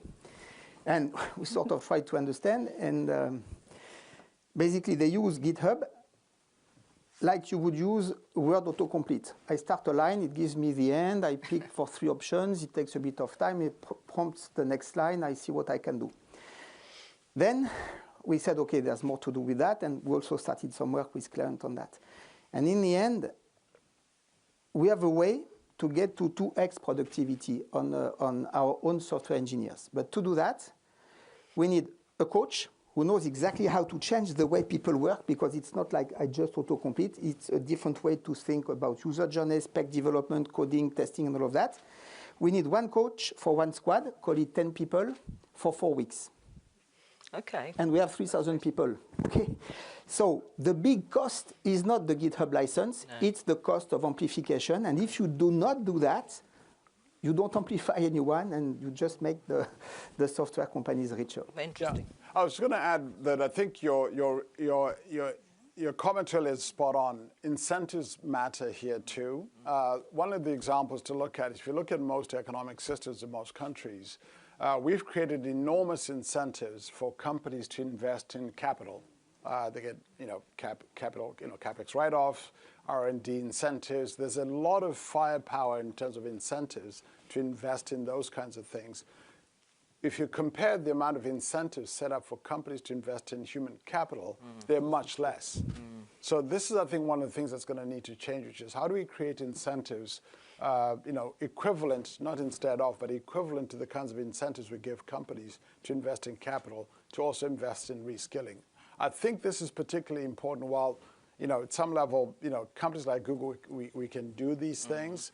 If you're a company in, say, the retail sector, where the average tenure of your employee might be 6 months, think about whether, to what extent are you going to invest in skilling when you've got that kind of tenure on the job? So I think the role of incentives in some sectors is going to matter a lot. Right. Well, I mean, how will companies, smaller companies or farming, how are they going to manage that sort of transition, Selena? To the transition into using AI. And to skill their workforce if, as you say, they're more insecure, it's more transient, it's sort of short-term contract. I mean, I think right now we're talking about companies skilling their own teams and their own employees, but I think it's a much broader conversation, right? It's something where the general public needs access to these types of skills, no matter what job they're in. I mean, we've had people on the Zindi platform who went from being a chef into the AI space and now working as a machine learning engineer, at a big company in South Africa. So we don't want to just say, okay, within the company. So I think, just like I said, this whole ecosystem has to be lifted. I think I want to say something about the upskilling, though. Like this, this AI revolution is opening up 2 different angles that we have to pay attention to in upskilling. One is, yes, retooling the people who are working in marketing, the attorneys, everything. The accountants can use AI tools in different ways. I mean, just as you were saying, they didn't know how to use GitHub to its optimal. So how do we do that? But then secondly, it's also opening up on the other end a whole new set of careers that didn't exist before, building the AI solutions. And so that's also where we need to invest in as well. Right. Sylvain, you're nodding in agreement. That also needs to be a focus. Moving, as you've said, Selena, from one occupation into an AI space. Yes, I think, and there will be broad use of AI, and we are seeing in some parts of the world, in Southeast Asia, for instance, a lot of independent farmers starting to use AI solutions for, to just do better their farming and increase the yield on their crop. Just wanted, James, on what you said on the incentive. I completely agree. I think it's super important, especially in Europe. I think in Europe, it's trying to avoid disincentive to employ people and to work. There were some talks about taxing robots. Why not? I don't know. But I think in any case, to your point, I think thinking through the rebalancing of capital versus human capital in terms of tax could be something that would be very important, because we have to defend jobs, and amplified and very productive jobs. Yeah, one of the things that is exciting, though, is that one of the remarkable things about this technology, unlike previous digital technologies were always historically thought of as what's called skill-biased technical change, meaning the more educated, high-skilled workers got the most out of it in terms of their jobs. This could reverse that. Do you really think so? Think about what level of training do you need to be able to interact with an AI model? Very little. You can describe things in ordinary language. and then you can get the tools to do these extraordinary things. So the barrier to use these tools is much, much, much lower. In fact, it might even reframe the question: what do we even mean by training, actually? Because a lot of these tools don't need a lot of kind of formal training in the way that we've thought about training before. I think that's an opportunity. That's an opportunity. Okay. So I think the more we can also even just think about how to drive adoption by both, workers using these tools. I think, in some ways, the workforce that's at risk is the workforce. People are not at risk from machines. I think people are at risk from people using machines, if that makes sense. Yes. Right? So I think the workers who are going to be using these tools are going to be a lot more productive than those who don't. Oh, wow. You heard it here first, very briefly, and then we have to finish. Selena, go. Well, I just want to go back to the other part of the builders of the AI solutions. Yeah. And, I think you're totally right. Sometimes when people ask me, do you use AI? But it's like, if you use software, if you use LinkedIn, if you use your Gmail, you are using AI every single day.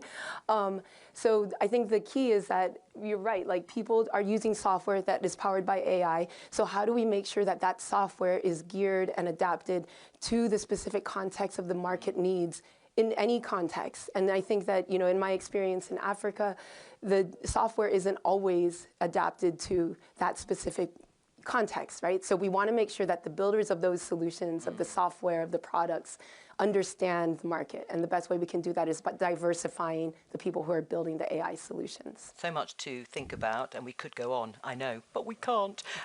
Please thank Sylvain Duranton, Selena Lee, and James Minica for joining us. It is all we have time for this session, but there is still lots more from us today. Still to come, Justin Trudeau, Prime Minister of Canada, Jean-Paul Barrot, France's Minister of Europe and Foreign Affairs of France, and Darren Acemoglu, Professor of Economics at MIT and the winner of last year's Nobel Prize in that field. But for now, we're going to take a short break and come back in about half an hour. Bye. Thank you very much. Thank you.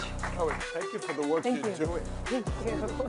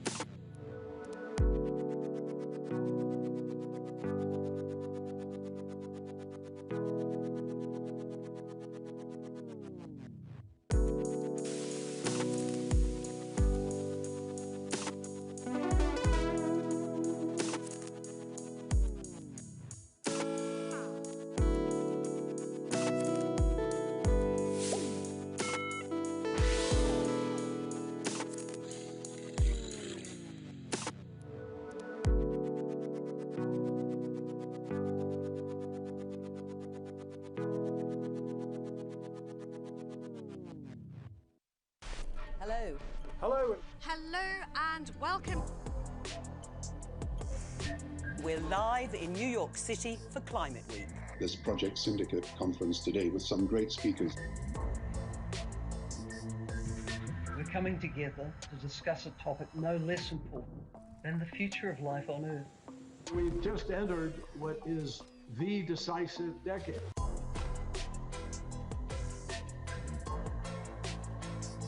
This is about saving the conditions that have allowed the human race to survive.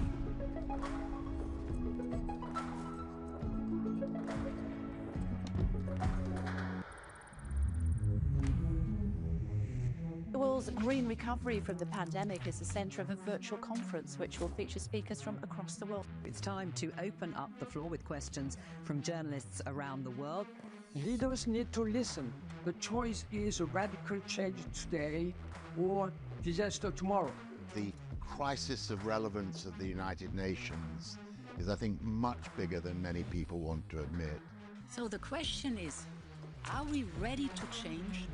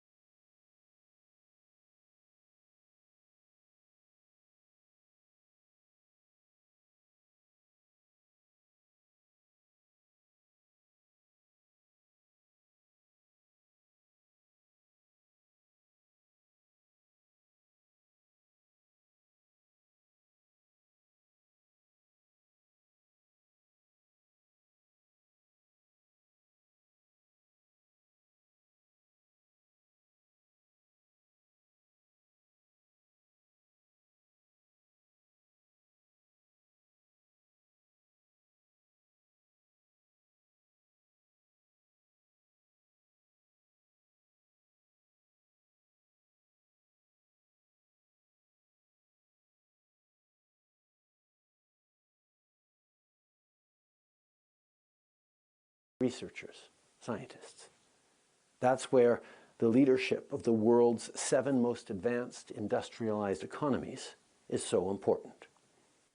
See, this year, Canada is once again presiding the G7, and once again, AI will be on the agenda, with 3 pillars this time: powering it, adopting it, and sharing it. First, G7 leaders will be working to make sure we have a plan in place so our economies have access to clean and reliable energy to power AI. And on the flip side, find ways to leverage AI to find and create new power sources, improve efficiency, and build more flexible and reliable energy grids. Second, on adoption, we'll be working to empower leaders like you to drive further economic growth around the world, which means ensuring that workers, that small and medium-sized businesses also benefit from AI's technological infrastructure and innovation to improve their productivity, enhance their competitiveness, and create more and better jobs for everyone. And the third pillar is on making sure we share the AI revolution with the world so that developing countries can be included in this technological transformation and not just reap its benefits, but drive it forward in new and creative ways that we need to see. If AI truly lifts up emerging economies and empowers their citizens, we will all prosper. It comes down to building trust. Once workers see that AI, rather than taking their jobs, is instead assisting, enabling, and empowering them, they'll be more ready to embrace it at work and at home. Once investors see businesses thrive thanks to AI innovation, they'll be more confident when investing in entrepreneurs who lean on it. Let's show workers that AI can be a powerful tool in their hands, in their toolbox. Let's show small businesses that adoption means growth. Let's show markets that this is not a bubble. Let's show our citizens that we have the frameworks in place to build that necessary trust in a time of change. As with all new technologies, the first few years of development are a bit rock and roll. Governments and businesses are facing new challenges, new disruptions, but also new opportunities. That's why the path forward must be working together with like-minded partners as we maintain the competition that is healthy for innovation, but keeping in mind the requirements to keep people safe. The technologies we are building right now will have massive transformative impacts on every aspect of our lives. And you can speak to anyone in this entire conference. Nobody will say with certainty what the future is going to look like 10 years from now. What'll be great about it, what'll be terrible about it. But right now, we have a responsibility to be having those conversations that figures out how we make sure that we're being really thoughtful about the world we are creating. Because now is when it's being decided, here and everywhere else around the world. But allow me for a moment, in front of an audience from every corner of the world, to be very, very proud of Canada and of Canadians. If you're looking for a strong AI partner, a reliable AI partner, a trustworthy AI partner, Canada is it. We have renowned academic institutions, innovative businesses, prolific tech incubators, and the best educated workforce of all OECD countries. We're home to brilliant minds like Joshua Bengio, Jeffrey Hinton, and Rich Sutton, and innovative businesses like Cohere and Erudi. We have the critical minerals needed to build this technological revolution, specialized semiconductor expertise, and one of the world's cleanest electricity grids. And yes, we're reasonable and always polite. We have all the building blocks for the future of the world's economy. Sure, it gets cold in Canada, but I know that a room filled with researchers in AI and investors in AI can get excited at a place that's 30 below for a few times of the year, which means half price on cooling for your data centers. Canada is a global leader when it comes to nuclear energy as well. From vast reserves of high-quality uranium to top scientists and nuclear engineers to the practical expertise that comes with large-scale operations and innovation for decades. And by the way, let me say this once and for all, as an environmentalist, for me, the debate is over. Large-scale nuclear reactors must be part of the solution for the future, because if we're not willing to embrace nuclear now, then coal-powered AI from other parts of the world will shape the coming decades for the worse. Si je vous dis ça, c'est pas juste pour vanter tous les mérites du Canada. C'est pour illustrer les résultats de choix stratégiques qu'on a faits pour bâtir une économie qui est prête pour le futur. Tout ça, c'est pas arrivé par accident. C'est arrivé parce qu'on a cru au potentiel de nos travailleurs, entrepreneurs et innovateurs.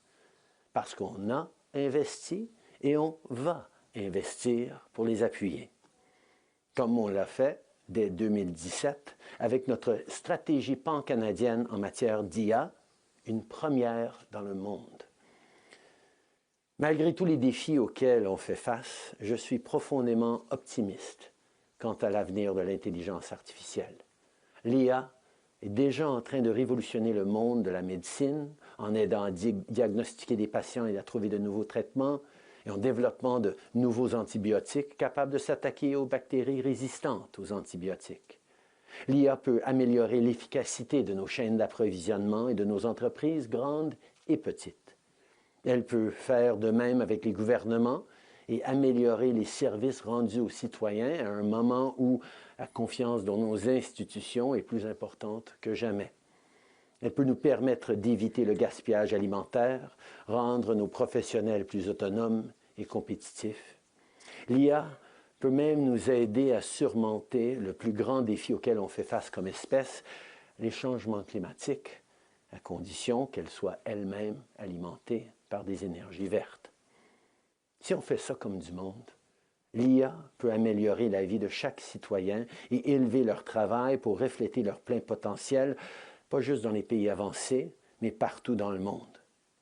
Mais pour ça, nous devons tous être responsables et penser pas seulement au court terme ou à l'immédiat, mais aux conséquences de nos choix, de nos inclusions, de nos algorithmes, de nos recherches, qui vont avoir un impact profond pour les années à venir. Mais bien sûr, quand je rencontre des gens créatifs et innovateurs qui sont en train de bâtir cet avenir, c'est impossible pour moi de ne pas être optimiste et même inspiré. Il n'y a aucun doute que si on travaille tous ensemble de façon raisonnée et raisonnable, de grandes choses nous attendent. Dans les mots du président François Mitterrand, dans une citation que j'ai toujours trouvée un peu plutôt lapalicienne, mais apte, il y a toujours un avenir pour ceux qui pensent à l'avenir. Merci beaucoup. Thank you all. Have a good time. Merci beaucoup.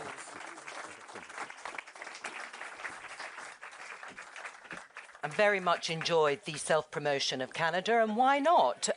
Thank you again to Prime Minister Trudeau. And as we heard from the Prime Minister, I mean, there are so many issues to talk about. He talked about responsibilities of governments and how empowering AI can be. But there are challenges too. And one of the big issues here at the summit is AI and sustainability. The technology uses huge amounts of energy, some warn dangerous amounts. But on the flip side, artificial intelligence could well be one of the most necessary tools in the fight against climate change.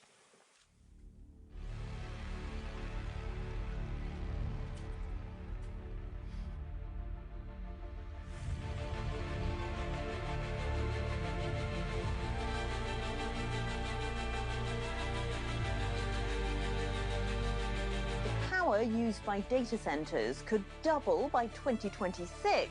Globally, data centers alone would be using as much electricity as Japan. In just one day, the average data center could use 300,000 gallons of water to cool itself. There's a lot of different ways that AI will learn in the future, but nonetheless, it's going to take energy to do so.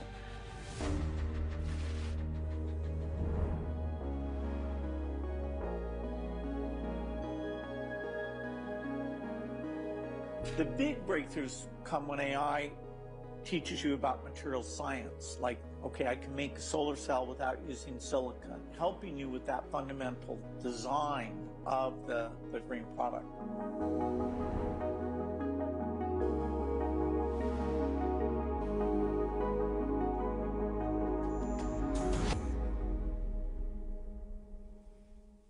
Now, before we get started with our panel, a reminder that you don't have to be on stage here at the Grand Palais to be part of the conversation today. Can AI be a net positive for the planet? Get your voices heard using hashtag #PSEvents. Now, let's get into our big discussion. Joining me on stage, we have Alexander Vollert, AXA Group Chief Operating Officer and AXA Group Operations CEO. Founder and CEO of African startup Amini is Kate Kallot. Sasha Luccioni, AI and climate lead at Huggingface, and the chairman and CEO of TotalEnergies, Patrick Pouyanné. A very warm welcome to all of you.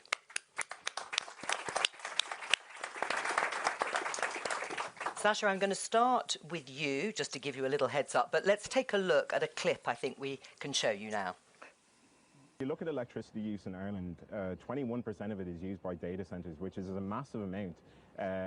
When you look at water use, each one uses between 500,000 litres and 5 million.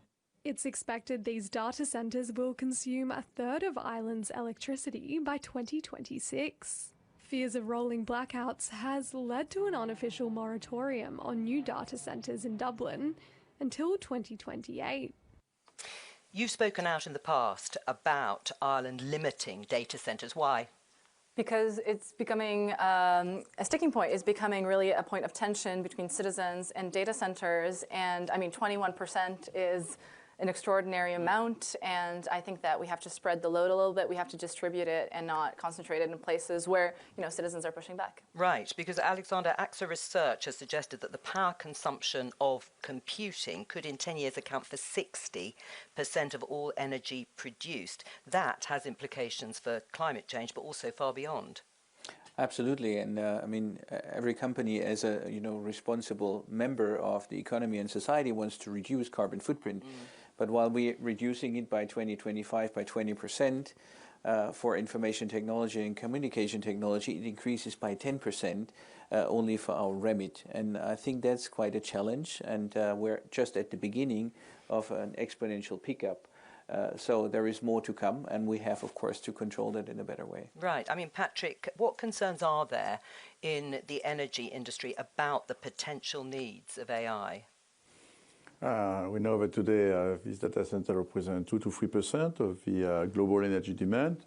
By 2030, there are different analyses, but it's probably triple, double to triple, so 4, 5, 6%, which is a big increase because at the same time, I remind you, because of climate change, we are all driving for controlling energy consumption, in fact, to be more efficient. So, and in fact, the reality is that the main challenge for us is that these entrepreneurs, they want immediately, tomorrow morning, this energy to be available, you know. So they want it available today, they want it reliable, and they want it also affordable, because price is of essence, always with energy. And sometimes they can forget the sustainability part of it, because the rush to energy could lead, for example, we have listened last 10 days ago to the speech of the new president in the US, these big data parks, you know, where you will put together behind the meter some data centers and factories of gas-fired power plant, obviously, will be source of more CO2. So that's a challenge. And to combine, in fact, so the urgency, I would say, there again, with the capacity of the industry to deliver this electricity, knowing that we face in the world, I would say, some issues sometimes with the grid's reliability. So it comes at a time where we're also transitioning the way we produce electricity, and so it's an additional challenge. But of course, for us, it's a new market, so plenty of opportunities as well to develop new ways to produce and efficiently this electricity. But when that tension is there, you call it a challenge, and it is a challenge. Will sustainability and reducing our carbon footprint be put to one side in order to get the sort of reliable, affordable streams of energy while AI is being developed? Sasha? I think that if we keep adopting this approach of hyperscale data centers, of having to do 1 gigawatt, 10 terawatts in a single place, then of course what Patrick says is true, because you need a concentration of energy that's in one single spot and a huge amount of it. And of course renewables struggle with that because they tend to be, it's not the same. You can't just, for example, data centers typically need a lot of energy round the clock. And with renewables, of course, that can be hard. But if you start doing distributed compute, if you start spreading the load a little bit without putting pressure on a single point, then you can use, a more green mix of energy, maybe not 100%, but at least you can have different energy sources for smaller amounts of compute, in given places. Right. One of the conversations, Kate, I was having here in Paris last night was about water. Yeah.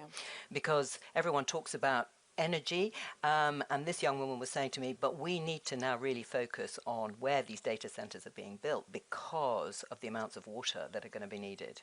Yeah, we're actually running out of water. So on top of the energy crisis, add a water crisis, and by 2030, we will be at 40% more of the water that's available in the world. So we've been talking about agriculture consuming a lot of water, trying to transition farmers to regenerative agriculture to save more water. We've been going after the fashion industry to tell them to also save more water because your T-shirt consumes gallons and gallons of water.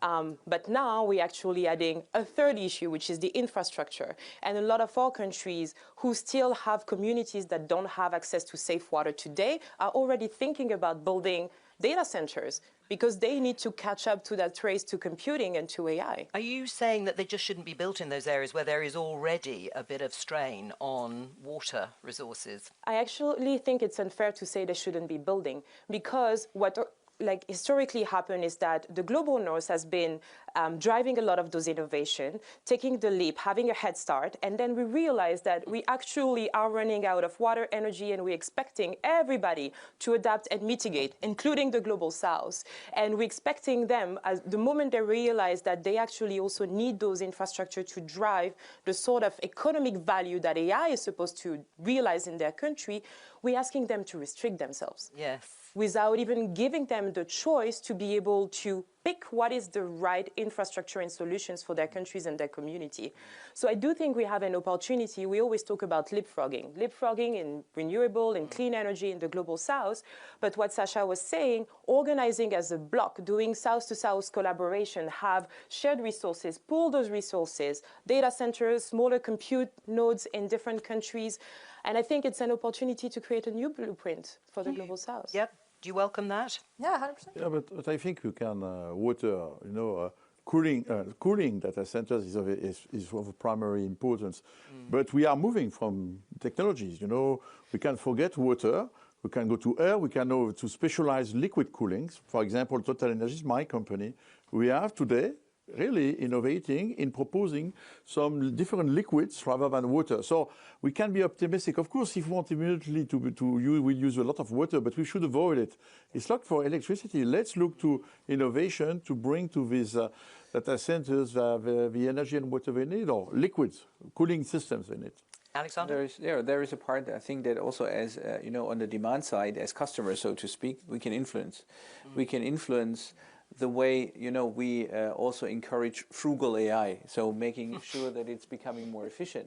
And we have just seen recently, Mistral is a nice French example, but we have also seen with DeepSeek, in the way you craft AI, you can do it with less energy. And the second is, you don't always need to have and use an LLM for a very simple question. So there is a lot that we can still optimize, and we're just at the beginning. And I think there is a huge amount of leakage if we just project the same energy consumption of AI that we have today. I think we would do something really wrong.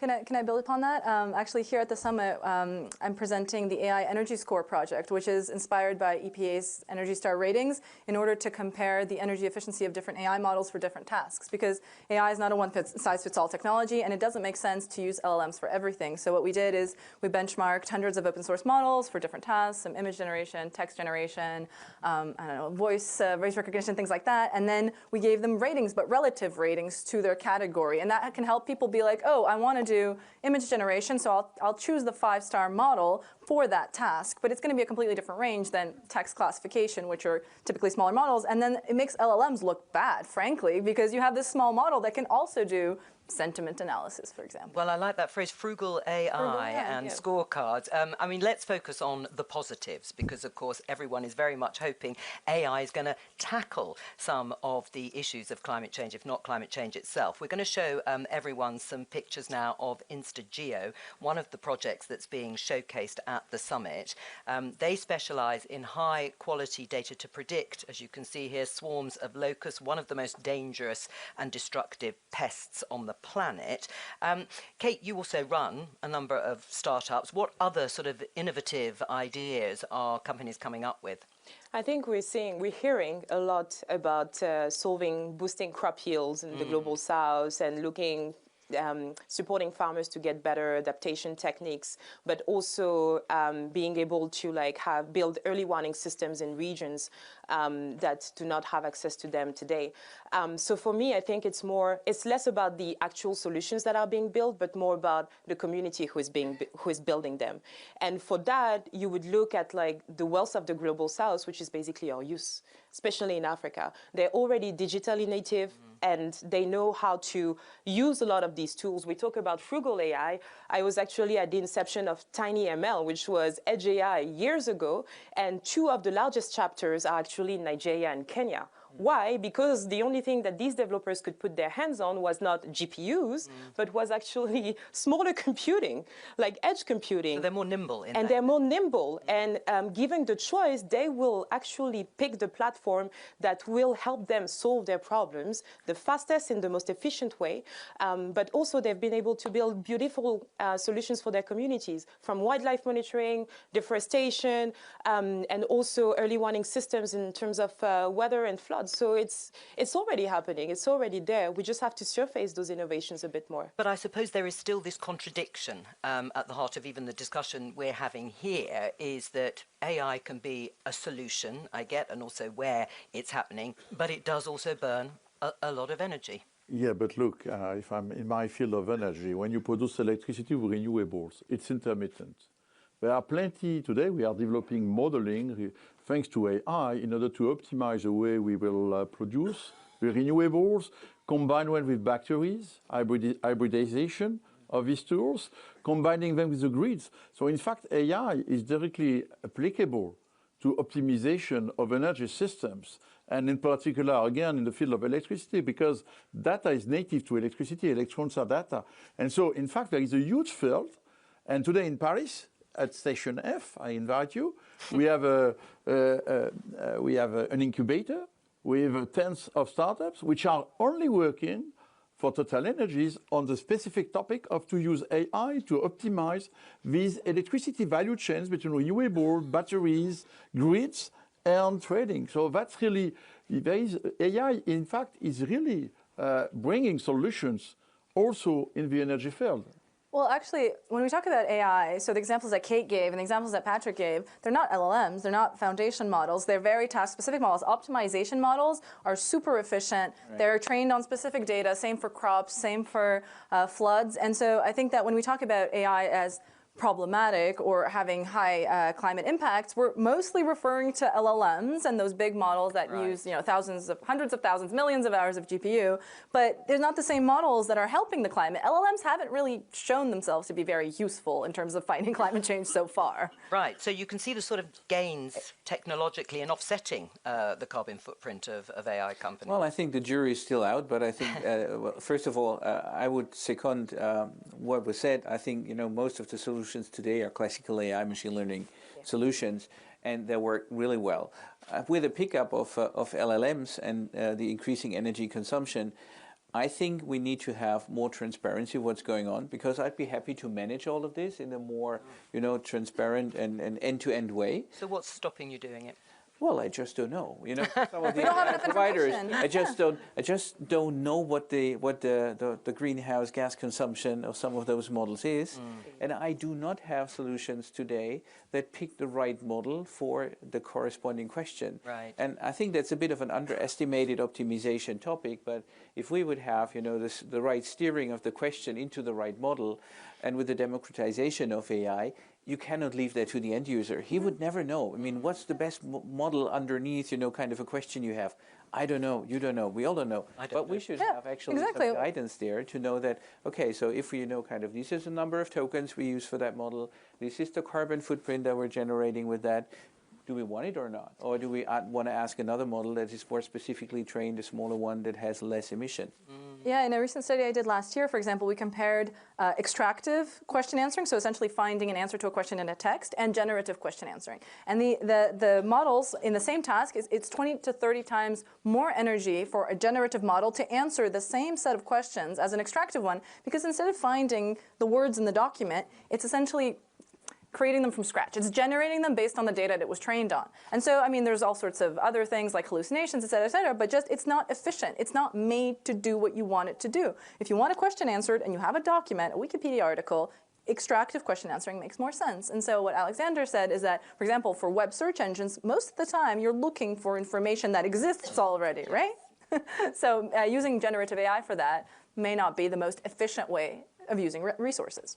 And in fact, the reality is, you are right, what is the real use of LLMs, of generative AI? It's very fashionable today. Everybody's rushing to that. We see some nice examples, but fundamentally in our companies, I fully agree. In fact, we need more specific AI, more machine learning. And today, for example, in my company, I have given Copilot to 30,000 people. And this year, we will make a survey to understand how do they use it. Why is it useful? It's fun, maybe, for sure. And so we are today going through all of them to try to understand what is real added value. And so I think that we need to readjust at the beginning. And the mistake might be to believe that we go to a big Manhattan plan, that we need to cover the planet of data center for LLMs. And in fact, we might discover in a few years or even months that in fact there are other ways to answer to this point. And honestly, the news coming from China, we like it or not, we have to take it into consideration. If really they are been able to develop a generative AI, maybe cheaper, with much lower consumption, then that's changed a lot. This debate that we have What was your reaction to hearing that? I think it's possible. I think it's clearly possible. They used a lot less energy for training, I mean, reportedly.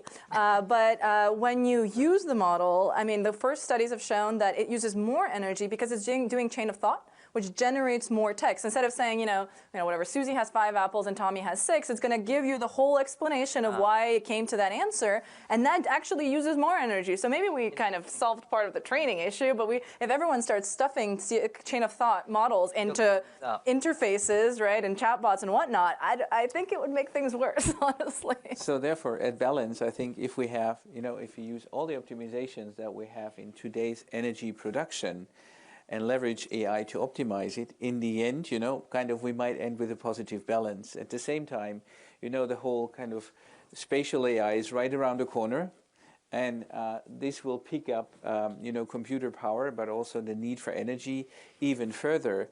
So, it's a bit of a race, I think, that we are in, and the only way to win the race is we need to have transparency. How do we win the race? How do we win the race? I think over the past few years, we've equaled AI to generative AI and foundation models. Right. So everything is about building the biggest models, billions of parameters, but also building the biggest supercomputer in the world. Actually forgetting that AI is a tool. Technology is a tool, is not an end, is a mean to an end.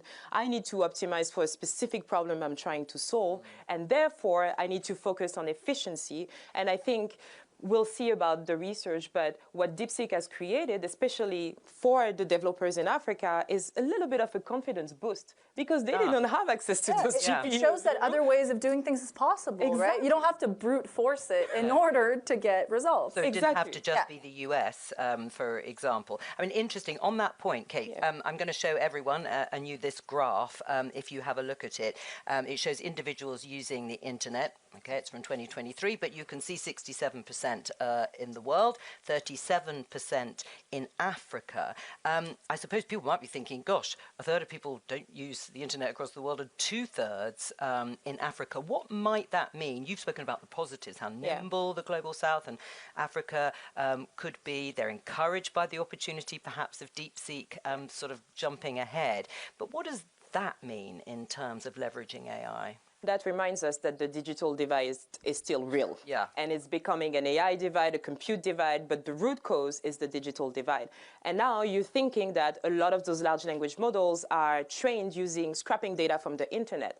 But if you have 2.6 billion people, most of them in Africa, cut out of internet, that means a lot of those data sets are not representative of us. So we are completely invisible to those models. And that perpetuates also, as they're used in the real world, it perpetuates the stereotypes that are represented in the data, right? Be it image generation, text generation, whatever's in the data is going to get sent off into the world to replicate, to multiply on social media, et cetera, and whatever's represented in that data is going to, continue. And then more broadly, Sasha, can we really expect companies and maybe industry to sort of put sustainability, prioritize it over their own development in AI particularly? I mean, it's not something we see very often, is it? I've struggled a lot with this. I think that it's unfair to expect of companies to not focus on profit, because that's why companies exist, right? But on the other hand, I do think that nowadays, since we're living this crisis, and since we have things like the triple bottom line, it's not only about money. Yes, profit matters, but at the cost of X. And I really agree with transparency, because once you say, okay, we made this profit, great, but maybe we made this profit at this cost to the planet, to people, et cetera, in terms of natural resources, it starts putting things into perspective. And, to kind of do a sort of a metaphor, like, for example, if you report accuracy and you say we got 99.9% on whatever, and then, but at what cost? Did it cost 1 million GPU hours? And who can afford to put in 1 million GPU hours for that performance, right? And so I think that things around the digital divide, around profit and sustainability are actually really, really linked. And I mean, originally, for example, there were 3 pillars of sustainability. It was environmental, economic, and social. And we tend to forget that. We tend to focus on sustainability as the environmental set of things, but it was actually economic sustainability. It's part of these 3 pillars. Right. Do you agree? Will companies prioritize? I think it's a matter of putting them together. In fact, it's not, of course, a company objective is a profit first, but we have a planet with limited resources, and I think the climate, it's not only a climate, but this issue, as I think, is people are aware, young people are aware, so we feel the pressure of the society. Then the question is, how do we combine progress? Because what is wrong is to believe that sustainability will lead, and there is debate, you are in Europe today, about lack of growth or, decreasing business model. That does not work. In fact, the people want to continue to have progress, to have growth. And the real debate for us is, how do you continue to grow? Which means, for example, for Africans, more energy, but less emissions, more sustainability. That's a big, and I think this has evolved in many other companies. It's more taken on board. Then, of course, you have to make this arbitration between both.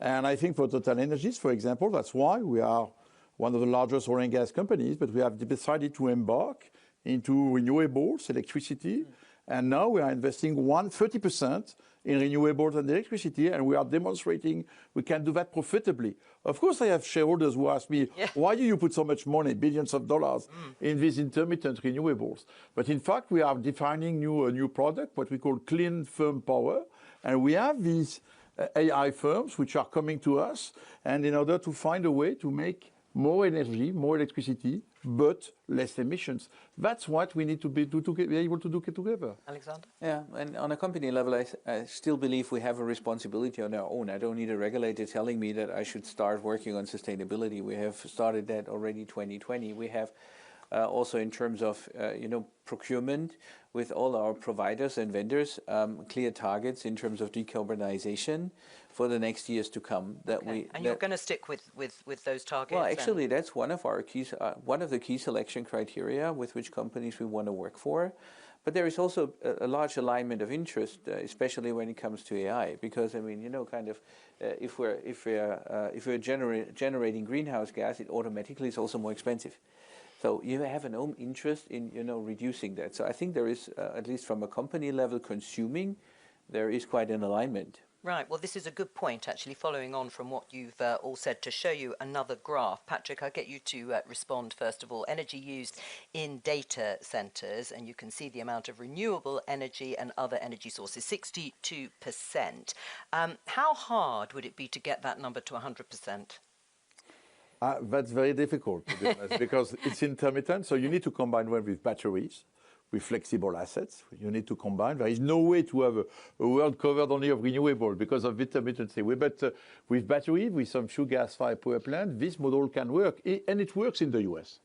Let's be clear today, our largest customer are in Texas. In Texas today, we have built 4 gigawatts of renewables. We have some gas-fired plants. Each renewable farms that we are building are linked to batteries. And we managed to find more and more customers to that. So the idea, and I think that's, I noticed, by the way, that recently President Trump answered that electricity could come from any type of source for data centers. Any type of source. I asked him the question in Davos. He answered any type of source. People did not follow that. It's very important.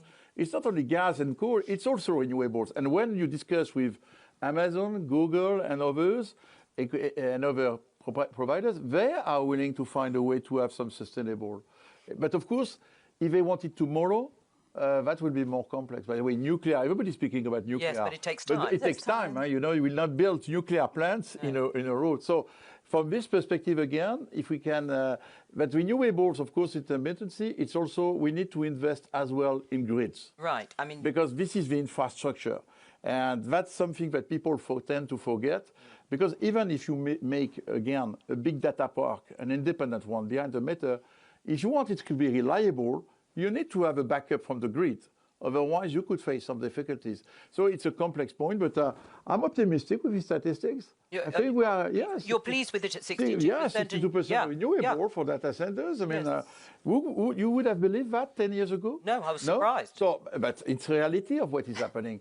And this is where policymakers are making mistakes. The reality, for example, today in the US, is that it's the second largest country where we can build renewables. And it's true in many states. Because they have land, because they have the sun, the wind, and we are investing. We are the number 5 investor in renewable in the US. And that's the reality. And I don't believe that the politics will change that way because it's already embarked. And it's also true in the Middle East where you can build data centers. It's also true in many countries. And of course, in Europe. Nuclear will come, but it will take longer time. Well, and it may take 10 years. But we heard Prime Minister Trudeau saying the same thing. It needs to be part of the mix in order to move away from fossil fuel. But we were talking about growth, right? If it's going to double or triple, I'm worried that pie chart might change because... Well, go the other way. Yeah, because essentially building out the renewable capacity to keep that proportion might be trickier, especially if the growth happens. I think it's like doubling by 2026, which is like next year. So it's like, can we keep that proportion, the 60% with the timeline of a year from now? If you want to build a gas-fired power plant, it takes 2 to 3 years. No, they are not on the stage there, so you need also to build. I realize, but you can keep them online. For example, what we've seen in the United States is that they keep coal power plants online longer. They were supposed to decommission them, and they're keeping them longer because there's this demand from data centers. And so I'm wondering, that might be true based on data from 2023, but how about data from 2026? Kate? I love that because from my perspective, in the country I live, 90% of the grid is already clean and renewable. 90. So where are you starting to actually look at building data center? The one thing that you have is renewable energy. So I wonder how we're going to be able to capitalize on what Africa already has and the resources that Africa already has in solar, in hydro, in geothermal to actually build that perfect sustainable template for data center and computing. Okay, so you're blazing a trail then yes. In terms of that 90% usage. When you look at that at 62%, which way do you think the graph is going to go as AI? On the continent. Fast moving, Yeah, on the continent, because the infrastructure is not there, And because we already are powering our entire grid with renewable, that's what we will be using. So I will be curious to see in a couple of years when that infrastructure gets developed, what this looks like for Africa. And I believe that Africa will be way above those 62%. Okay. A final word from you, Alexander, before we take questions from journalists. How important are conferences like these, summits, getting people together, panels like this to discuss these issues? Well, I mean, you know, we're in such a fast-paced environment. There is so much happening in the whole AI space, and it's getting much more attention. I mean, we're, as a company, already 10 years on that journey, so it's not new to us, but out of a sudden, everybody's interested in it. And honestly, that's a good thing.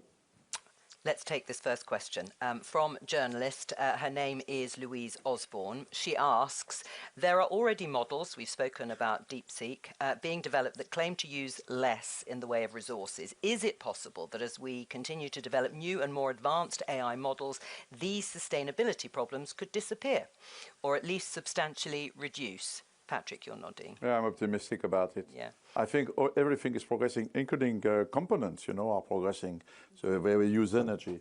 So I think that's a message, in fact, to all these developers. You must also be creative, not only for LLMs, but also to optimize the way they will be operating in terms of energy. And so I think it's just at the beginning of this industry, and you have billions being invested. So and all these engineers, I'm sure we will find solutions. So I'm optimistic about that point. I think we should think a little bit about rebound effects. So I think that we wrote a paper, published it last week, about Jevons paradox in AI. So what we're seeing is more powerful GPUs, you can train bigger models for longer, and yet energy use is rising. People are using bigger, more computationally intensive models for things that they used to do with good old-fashioned AI, random forest, et cetera. And so I think that the human component is actually non-negligible because, yes, sure, GPUs are more efficient, but then people are using them more. And so how is this rebound effect going to continue, propagating? Are we going to continue just snowballing in the energy use? Because actually the IEA, Lawrence Berkeley published a report where they project up to 12% of U.S. energy being used for data centers in the next couple of years. Like, how do we? Well, I mean, it's the high point, right? It's very hype today, all that. Right, but exactly. But which way is it going to go, and how do we try to mitigate that without contributing to it? Today, 2 years ago, it was hydrogen. Today, it's AI. Crypto, yeah, we had crypto in the Let's take this question from Ryan MacDonald, senior editor at the Globe and Mail in Canada. Data centers want their power to always be on, and I hope always to be carbon free. They also want power right now, not in 10 years. Nuclear doesn't work that way, and we've seen a lot of interest from tech companies around the nuclear issue. It's slow and is often regulated itself. So I'm wondering, in the meantime, should we be moving to look at sustainable, focused regulation of AI to incentivize further improvements in the efficiency of how these data centers operate, and even the efficiency of the software itself to reduce this power demand? Interesting question. I see Sasha nodding away. Kate, what do you think? Very interesting questions. We have to look at the way AI innovation is being driven in different parts of the world because it's totally different. In the US, big tech. In Europe, is data-driven regulations that are regulatory-driven. If you think about things like GDPR, the EU AI Act.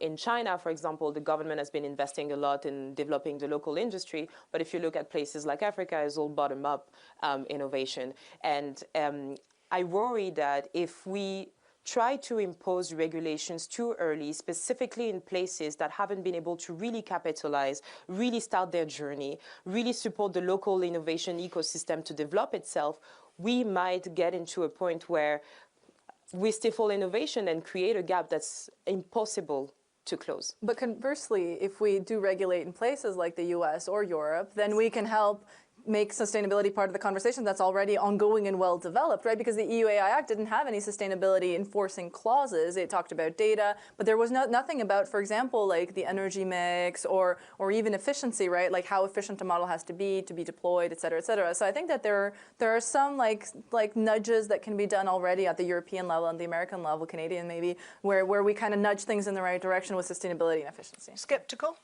Yeah, well, I mean,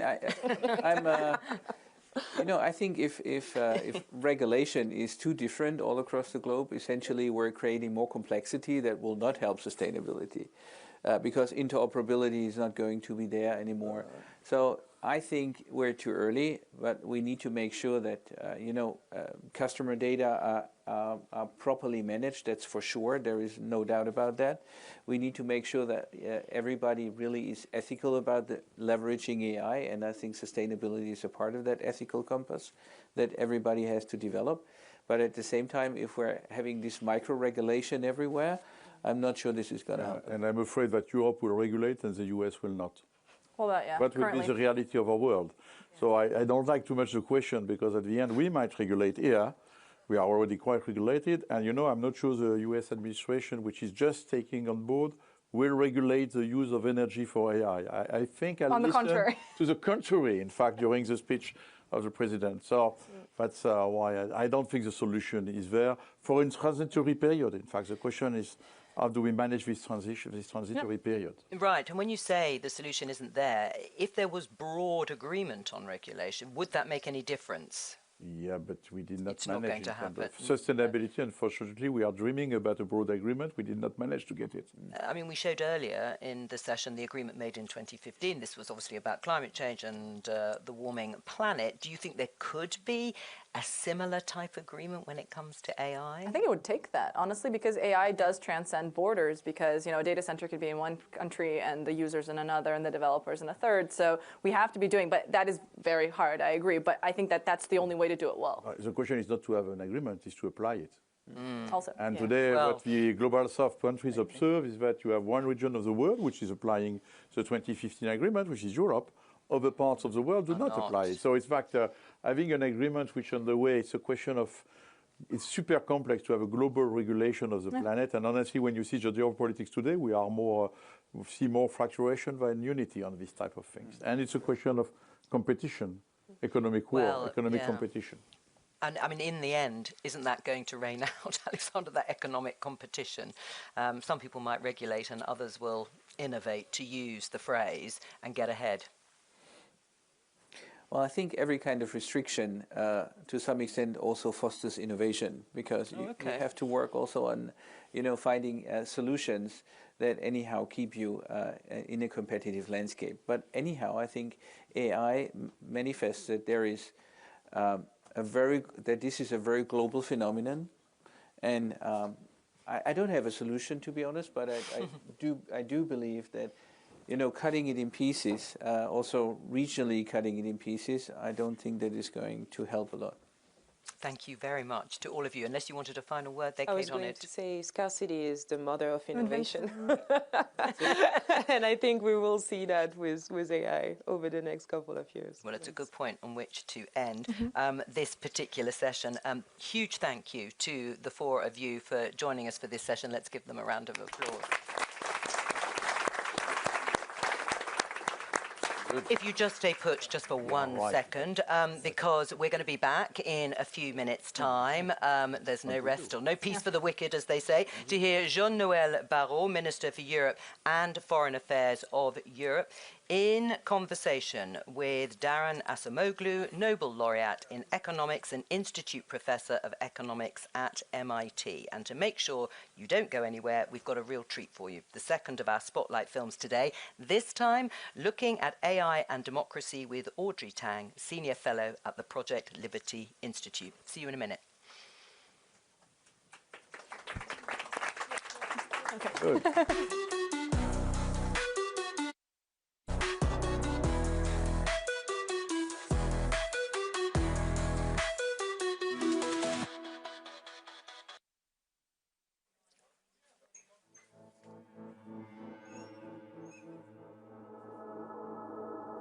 Let's explore a question I hear all the time. My answer is no. If we design AI to serve collective intelligence rather than just top-down interests, AI can strengthen democracy by amplifying inclusive participation, not undermining it. In Taiwan, we've used open-source platforms like Polis, a deliberative digital space enabling thousands to shape policy. Everything from uber regulation to banning deepfake ads. The results is rich dialogue, less polarization, and legitimate public policy outcomes that truly reflects the people's will. This is democracy with AI, not versus AI. And today, we're scaling this model to the global dialogues. It's a platform where thousands of participants from more than 60 countries can deliberate regularly on AI governance. My journey from civic hacker to government minister taught me the power of open tools, open data, and collaborative code. One of the core strategies in Taiwan is what we call radical transparency. We share meeting records, budgets, and crucial data openly, like mask availability during COVID. This fosters timely, reliable information and sustained trust. Transparency dispels rumors and aligns stakeholders around shared facts.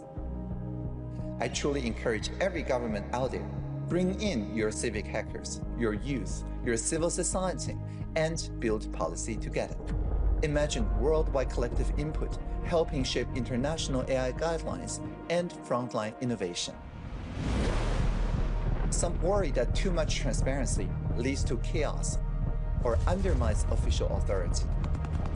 But in truth, secrecy can remain for sensitive matters, while the broader policy process grows more robust when it's out in the open. You diffuse rumors before they spark major divides. Our approach is humor over rumor. In Taiwan, if somebody spreads a hoax, we counter that with a playful, viral, mimetic clarification. No takedowns, no censorship. This is how we foster media competence, not just media literacy. And I call this model plurality, fostering collaborative diversity rather than uniformity. If you want AI to respect multiple viewpoints, design it that way from the start.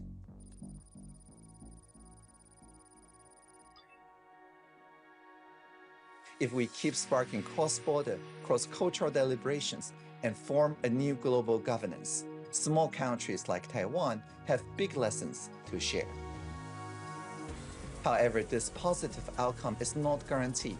It depends on us, our readiness to shape AI and investing in plurality. We need to insist that AI amplifies what's best in us. We want to see an AI future that sees data as a shared resource and foster inclusion, not exclusion.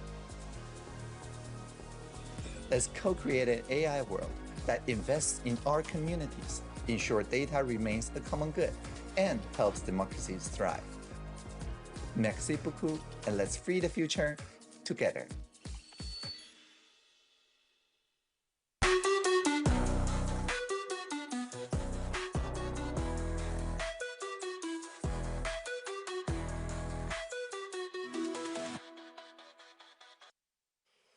Hello again, and welcome back to the final session of Project Syndicate here at the AI Action Summit. It's been an incredibly fascinating and inspiring afternoon here at the Grand Palais, and we might just have saved the best until last, although it's been pretty good up until now. In a minute, we'll be hearing from, in fact, I might already be able to hear them, from Jean-Noël Barrot, Minister of Europe and Foreign Affairs here in France, and Daron Acemoglu, one of the most recent winners of the Nobel Prize in Economics. But first, let's remind ourselves of why we have this truly exceptional concentration of power and talent here in Paris.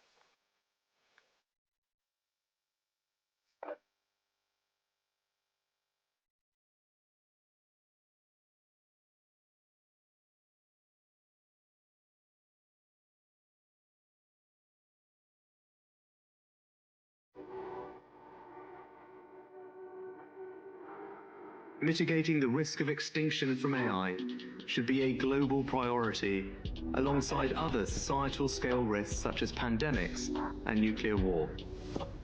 You are very welcome.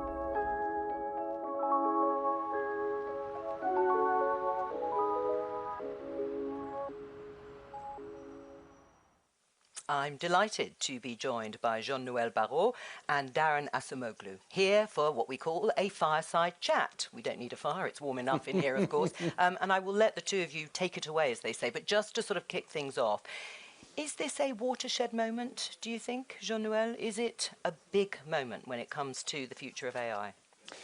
Well, thank you very much for the invitation. Thank you to Project Syndicate. It's actually a very humbling moment for me because Darren has played a very important role in my professional career. 10 years ago, I was a very junior professor at MIT Sloan School of Management, and I was visiting a very senior professor at the MIT Economics Department, Darren Acemoglu, who had just published a seminal paper on the propagation of shocks through production networks. And, my most popular paper ever as a researcher is a second derivative of this seminal paper of Darren Acemoglu. But then, of course, I got lost, and I got into politics and dealing with digital. That was my first mission in the French government, and now with foreign affairs. And indeed, I think we're living an important moment, and it's clearly an important moment for France because on the side, if I may say, of this global conversation that we're having on AI, bringing together in Paris some of the brightest minds in the world. It's also an important moment for France because we're announcing north of 100 billion euros investments in the coming years in our country, which is somewhat of the payoff of the policies that have been undertaken over the past 7 years under the impulse of President Macron to make this country as attractive as possible for the development of AI technology. What do you make of that announcement, first of all? Well, first of all, you know, it was clear even then Jean-Noël was going to high places. So, well, I think the announcement is great, and we are at a watershed moment. Not to panic, not to go excessively into a mode of doing something, but every moment right now is a watershed moment because I think we do need a better direction for AI that starts with infrastructure, that starts with better regulation, but I think it's ultimately about the right type of AI investments that can bring higher productivity for workers, better control of information for citizens and consumers, and more greater ability for all of us to understand the world, to process information, and to take control of our data and our choices. That's not, unfortunately, where we're going right now. What are your biggest sort of concerns at this moment? More business as usual with the very, very large companies, with the very, very large models, centralizing data and pushing us towards models that at least are aspiring to take control of our lives, B, to automate work excessively without providing better tools for workers, and C, more potentially manipulative activities via digital advertising and other things. I'm not saying those are the only things that are possible. Quite the contrary, there are many other things we can do, and some of them may come out from the foundation model, some of them may come up from the current investments that we have in Europe or in the United States. But I think the direction of travel is concerning. Right. If I may jump in, one of your major contributions as a researcher was to demonstrate first theoretically and then more empirically that technical change is directed and that there is no such thing as technological progress that would spontaneously provide for the best or sort of go down the path of maximizing welfare. And there may be room for public intervention to sort of shift the direction of the technology in the direction that you were stating. Of course, it's a bit more intimidating when you consider the amounts invested in AI, the size of the companies developing those models. So where should we look for relevant policy intervention when it comes to giving AI the right direction? Well, that's such a big topic. Thank you so much for bringing it so clearly, Jean-Noël. But absolutely, I think there are two conceits that really shape our discussion right now. One is a very deep techno-optimism that whatever we do with technology, as long as we innovate, everybody's going to benefit. The other one is a technological determinism, that there is one direction for AI that everybody should follow. And once you sort of give up these two conceits, you come to the real power of technology. I have no doubt technology is an amazing force, which we have sometimes used for great things, improving our health, comfort, prosperity over the last 300 years. But we can also misuse technology, and its direction need not be always the optimal thing. But how do we change things? It's a very large conversation because we have many instruments. But let me tell you what I think will get us there. I don't know how to get to this point, but if we reach this point, I think we will have solved the problem. If in, say, 2 years' time, 80% of AI researchers go to their offices, to their companies and say, my focus is to work on technologies that are going to help workers, that are going to empower citizens to control their own information and their own data, we're done. So it's the direction of where the AI tech industry needs to be. Of course, we're not going to get there easily because financial incentives, ideological issues, power are all pushing against that. But I think we can get there. It's a change of norms, it's a change of institutions, change of regulations, some fiscal changes about getting rid of some tax incentives that really mess things up. We can get there, but it's going to be a slow process. Do you think there is the political will to do that? You've announced this huge amount of money, and we spoke earlier about governments having to harness some of the investment to balance out the private sector. But is the political will there in terms of leadership to actually achieve or at least move towards what Darren has just outlined? Well, I think that policymakers, what they would like to see AI do is to treat cancer, to treat rare diseases, to help avoid the consequences of floods and fires, and to facilitate or to bridge the digital divide and facilitate access of our co-citizens to public services and so on. But there is also this feeling that because the companies are so large, because the investments are so massive, that it's not clear how you're going to influence that. And I'd say that one thing we've learned from the past wave of technology here in Europe, where we had not developed sort of world-class social networks or marketplaces, is that traditional competition policy has not been successful in deterring unfair commercial practices and avoiding the abuse of dominant positions.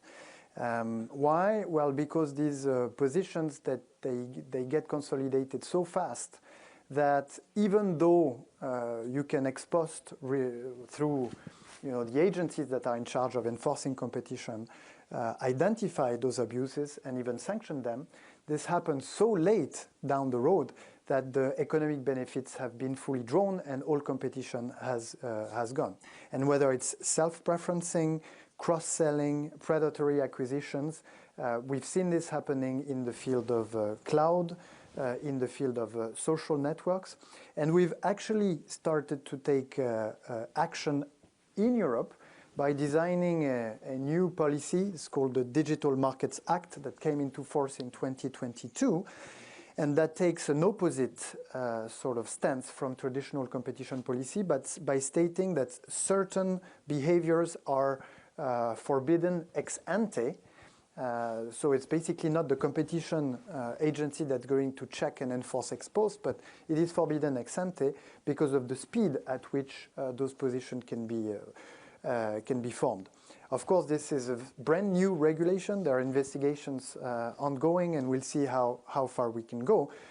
But I'm not sure that even those rules will be sufficient, and that's why part of this summit is also promoting, as far as AI is concerned, open source and open environments as a norm, because this can natively, so to speak, organically prevent the foreclosure of markets and the formation of dominant positions. Well, and not to oversimplify what has been discussed here and earlier this afternoon, but this idea of regulation, to make it open, fair, to ensure that it is for the common good, some of our panellists here have said, but please remember, companies have to make profits.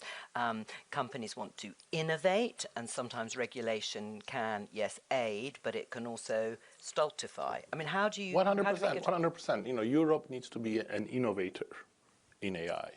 You cannot just be a regulator. But what Jean-Noël emphasizes is so important. You know, there is one kind of regulation that pretty much all economists agree is good, is antitrust. Prevent monopolization of markets. The world and Silicon Valley still thinks of itself as those scrappy innovators working in garages, disrupting established businesses. Well, it is the most concentrated industry in the world. And it has become like this not just because of amazing innovation. Yes, Google is an amazing innovator.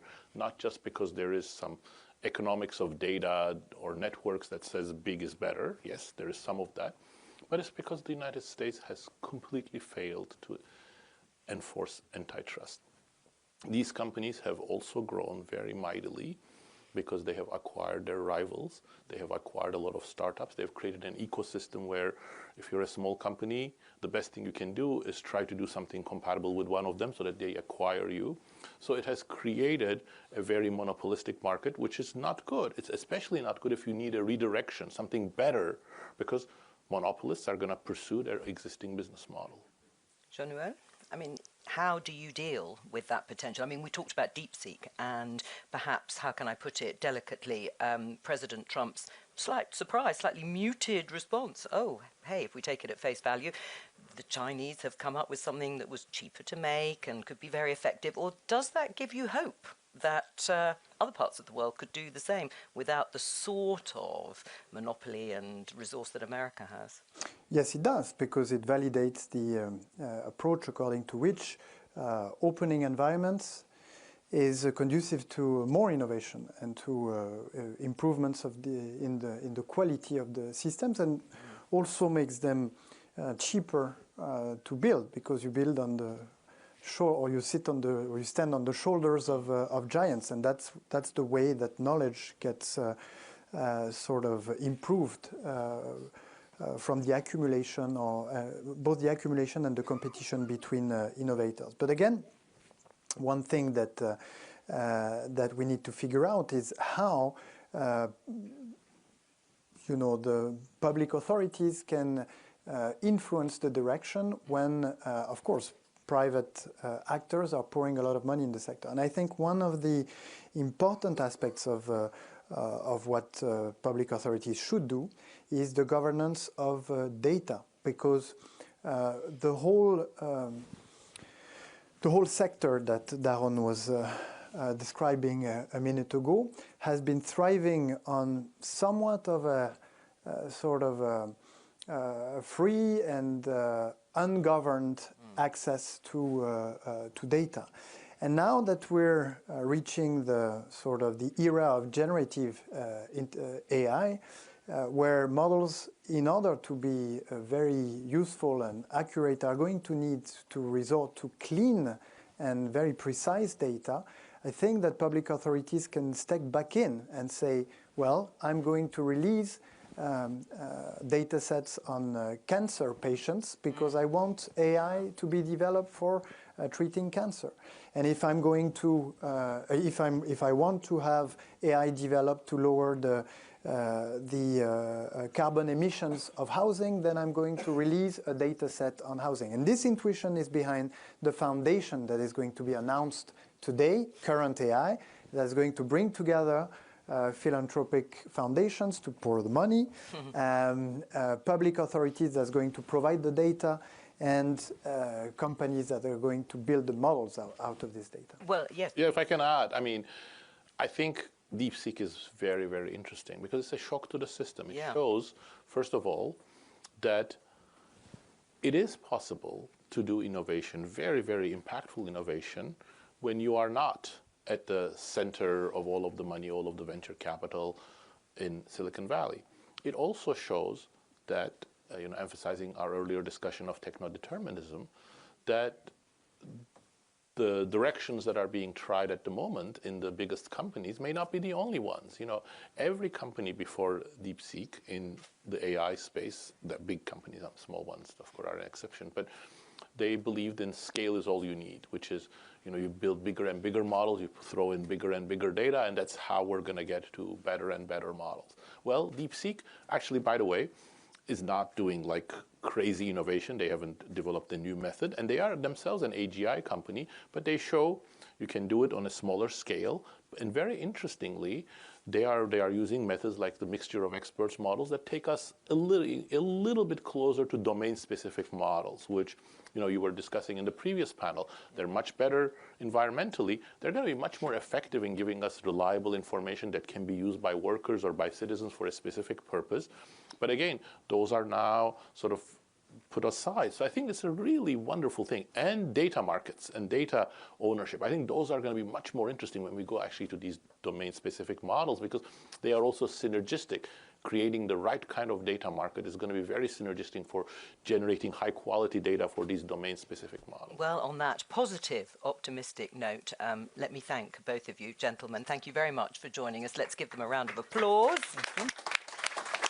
And I have a big announcement to make. Well, it's not really my announcement, but to say that at 5:30, so you've got time, President Emmanuel Macron is going to be addressing the conference at NEF.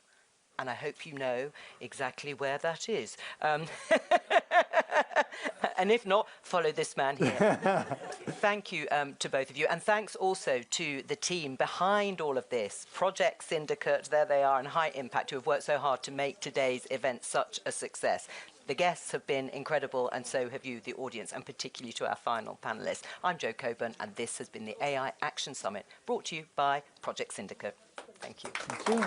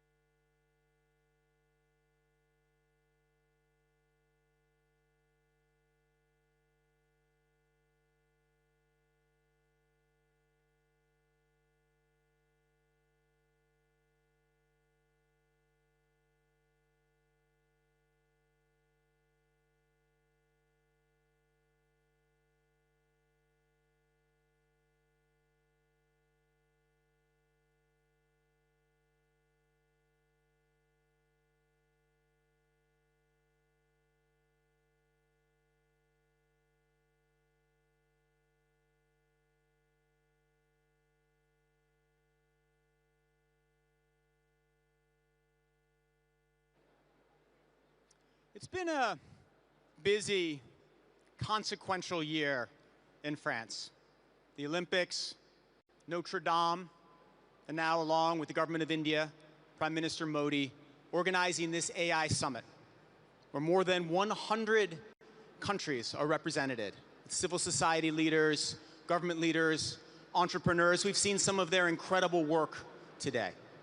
And they're here to discuss and to share their progress on the hardest issues in AI. Climate change, open source, maybe the biggest issue. How can AI and the tools created with AI make the world more equal, not less?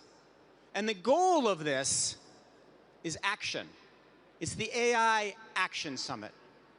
So on that note, I'd like to bring up and introduce and give a warm welcome to our final speaker, the President of the French Republic, Emmanuel.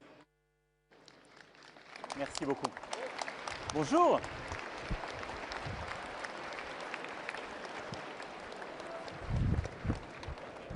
How are you? Thank you. It's wonderful. Thank Honor to be here. No, mine. Bonjour, mesdames et messieurs. Je ne sais pas combien il y a de francophones et d'anglophones. Je vais peut-être dire, I will say just a few words in French, if you allow me, and I will switch into English. But d'abord, je veux vraiment remercier mesdames, messieurs les ministres, mesdames, messieurs les commissaires, chefs d'État, de gouvernement, entrepreneuses, entrepreneurs, investisseurs. Très heureux de vous retrouver ici. Merci au Grand Palais de nous accueillir. Et au fond, ce sommet pour l'action sur l'intelligence artificielle, c'est la conviction que nous avons en France dans le progrès. Ce lieu a été fini en 1900, au moment de grandes conquêtes industrielles où la France, l'Europe embrassaient une ère de progrès. Et je crois que c'est exactement ce dont nous avons besoin et ce en quoi nous croyons aujourd'hui. Et donc l'IA, c'est d'abord une formidable révolution technologique et scientifique pour le progrès et au service du progrès. Et donc c'est d'abord évidemment de la technologie, de la science, l'amélioration des tas de recherches, transformation de beaucoup de secteurs, mais notre conviction, c'est que ça doit se faire au service de l'humanité. Et donc pour vivre mieux. La deuxième chose, c'est un grand message de fierté. Par ce sommet, et grâce à la mobilisation collective, ce sont 109 milliards d'investissements privés, étrangers et français qui sont confirmés à cette occasion. Et donc bravo à vous tous, parce que c'est votre engagement collectif. Et donc ce sont des data centers, ce sont des partenariats avec des grandes entreprises françaises. C'est énormément de capacités de calcul, je vais y revenir, qui vont être créées sur le territoire. Et donc message de fierté. Et puis troisièmement, c'est un message de continuité. Et je ne dis pas ça pour relativiser les choses, mais on en parlait ce matin, M. Julien me le disait à juste titre. L'IA, ça va apporter des tas de révolutions, des tas de choses, mais la créativité reste humaine. Et au fond, moi, le message que je veux avoir pour vous tous, on verra tout à l'heure l'œuvre d'Agoria, c'est de se dire, l'IA nous permet de faire des tas de révolutions. On l'a vu dans la santé encore l'autre jour à l'IGR avec Hawking et les formidables chercheurs à Villejuif.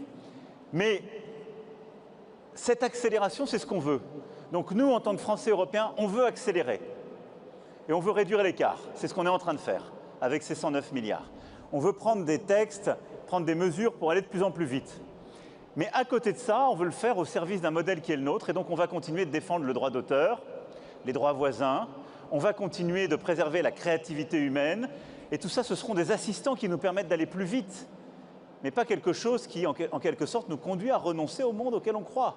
Et on continuera de protéger nos enfants, nos adolescents, on continuera de développer les valeurs qui sont les nôtres. Et je crois que cette IA au service de l'humanité, c'est aussi ce en quoi on croit très profondément avec le Premier ministre Modi. Et c'est pour ça qu'on a voulu ensemble, avec l'Inde, co-présider ce sommet. Now I will switch into English, just to say a few words.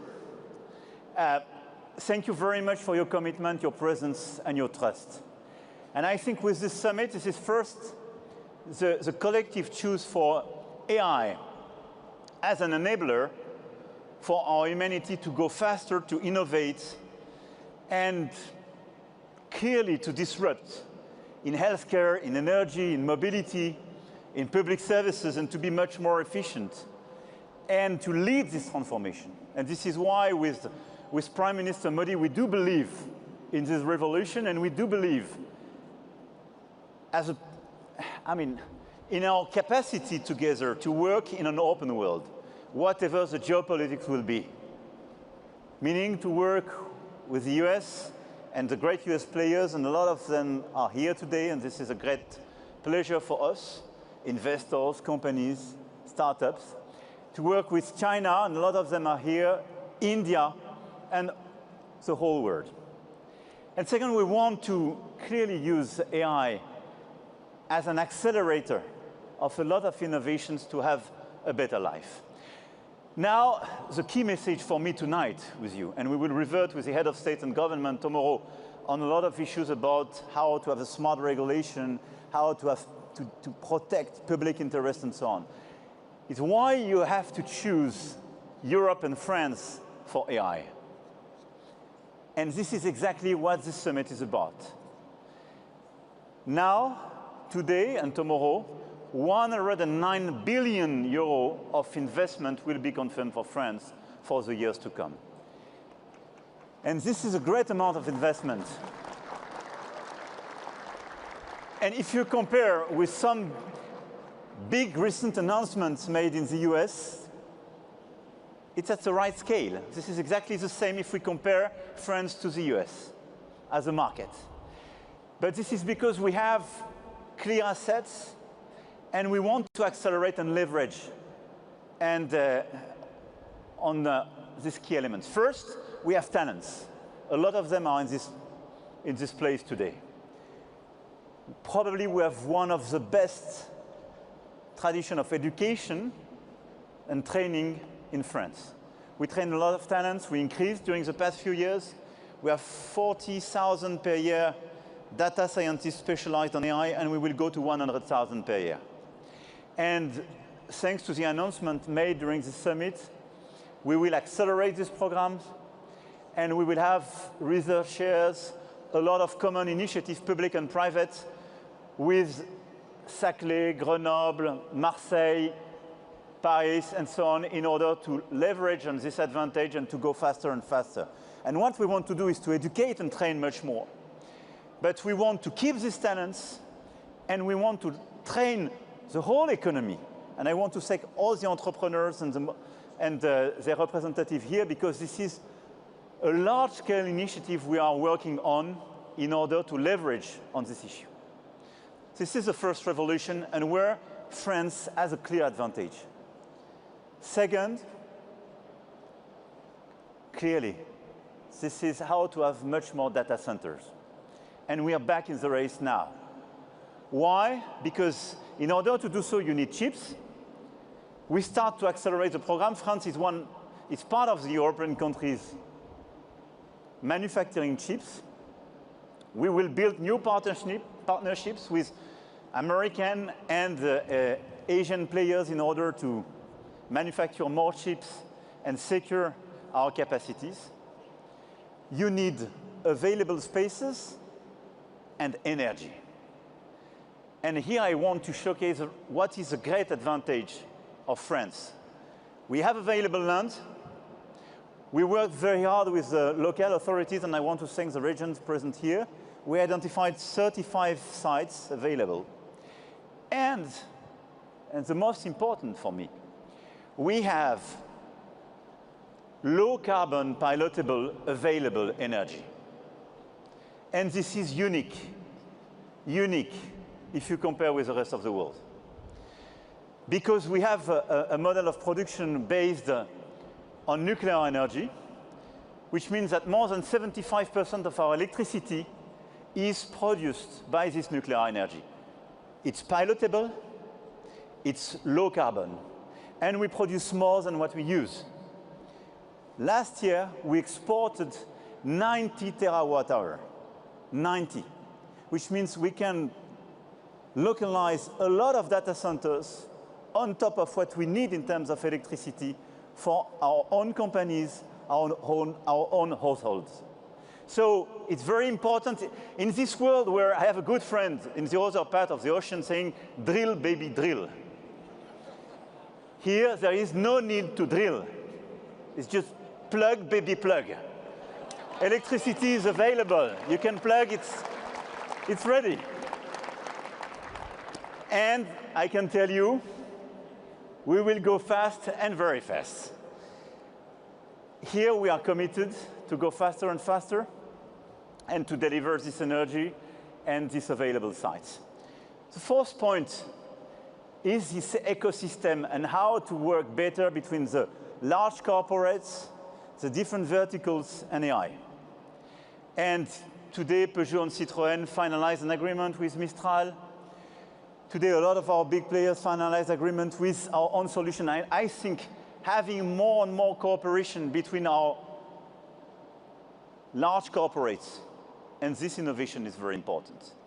And this is why I do urge the European players to buy European, not because we don't want to buy American or Asian, I want to reassure you. But guess what? When you are in the US and China or India, when you have a very good solution made at home, you prefer this one to the other one. And this is a good reflex. And having this ecosystem is very important. We have the best ecosystem in Europe, in France, and we want to leverage on this summit in order to go faster. And this is why a lot of French companies as well announced very, very big investments in order to accelerate this cooperation with public labs, with startups and so on, and it's extremely important. So having this ecosystem is absolutely key, and we will as well accelerate on this issue. My last point is about adoption and acceleration. And in this issue, we improved with the two first AI strategy, the way to innovate on healthcare, mobility, energy, and we will accelerate in these different fields with AI. And a lot of our startups already are very much aggressive in this different field, from Doctolib, Alan, in defense as well with Helsing. And we have a lot of big European players now, and we want to accelerate with them and give them much more room to maneuver. I will conclude with two additional points. Based on the success of this summit, because we are back in the race thanks to this 109 billion of investment, and because we are in this situation to clearly trigger a European move, we want to accelerate on two things. One, more Europe. For me, this summit is not just the announcement of a lot of investment in France. It's a wake-up call for a European strategy.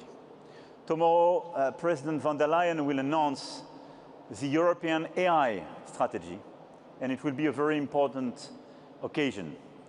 But this strategy will be a unique opportunity for Europe to accelerate, to simplify our regulations, to deepen the single market, and to invest as well in computing capacities. We need more Europe, and we have to provide a bigger domestic market to all the startups when they start as Europeans. And this is a very important strategy. And we do have key advantage in Europe. We have a lot of different research and excellence centers in healthcare, in education, in a lot of sectors. We have already comparative advantage with the US. So we will leverage on these issues. Second, we will simplify. And I will conclude on this issue. At a national and European scale, it's very clear that we have to resynchronize with the rest of the world in terms of transmission, in terms of permitting, in terms of authorization, clinical trials. I mean, in all the different sectors, our key issue is about timing. We will have more private investment. We will have more public investment. We will announce new strategies, but we are most of the time too slow. And I got the message for the investors today again.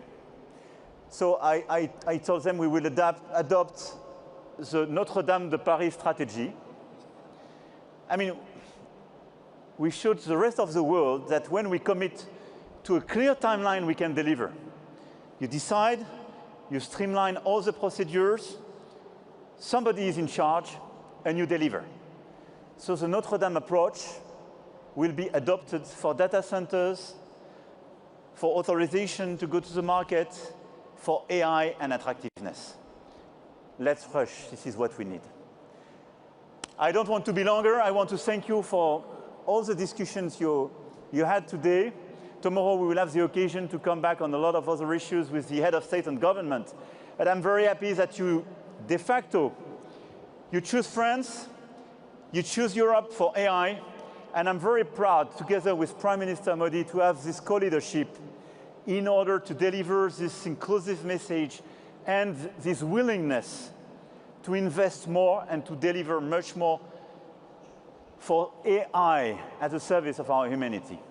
Thank you very much for your commitment, for your creativity and your presence today. Merci beaucoup. Vive l'intelligence artificielle, vive la République et vive la France.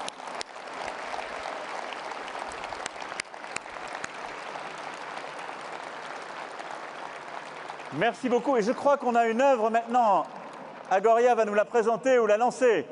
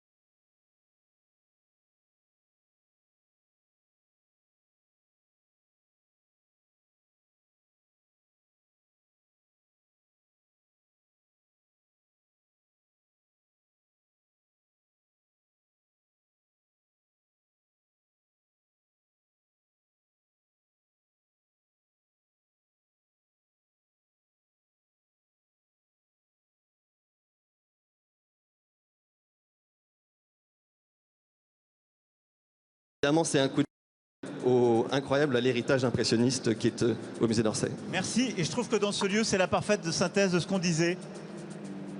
C'est l'intelligence artificielle au service de l'art et qui vient en quelque sorte assister la créativité qui reste en quelque sorte pure et parfaite.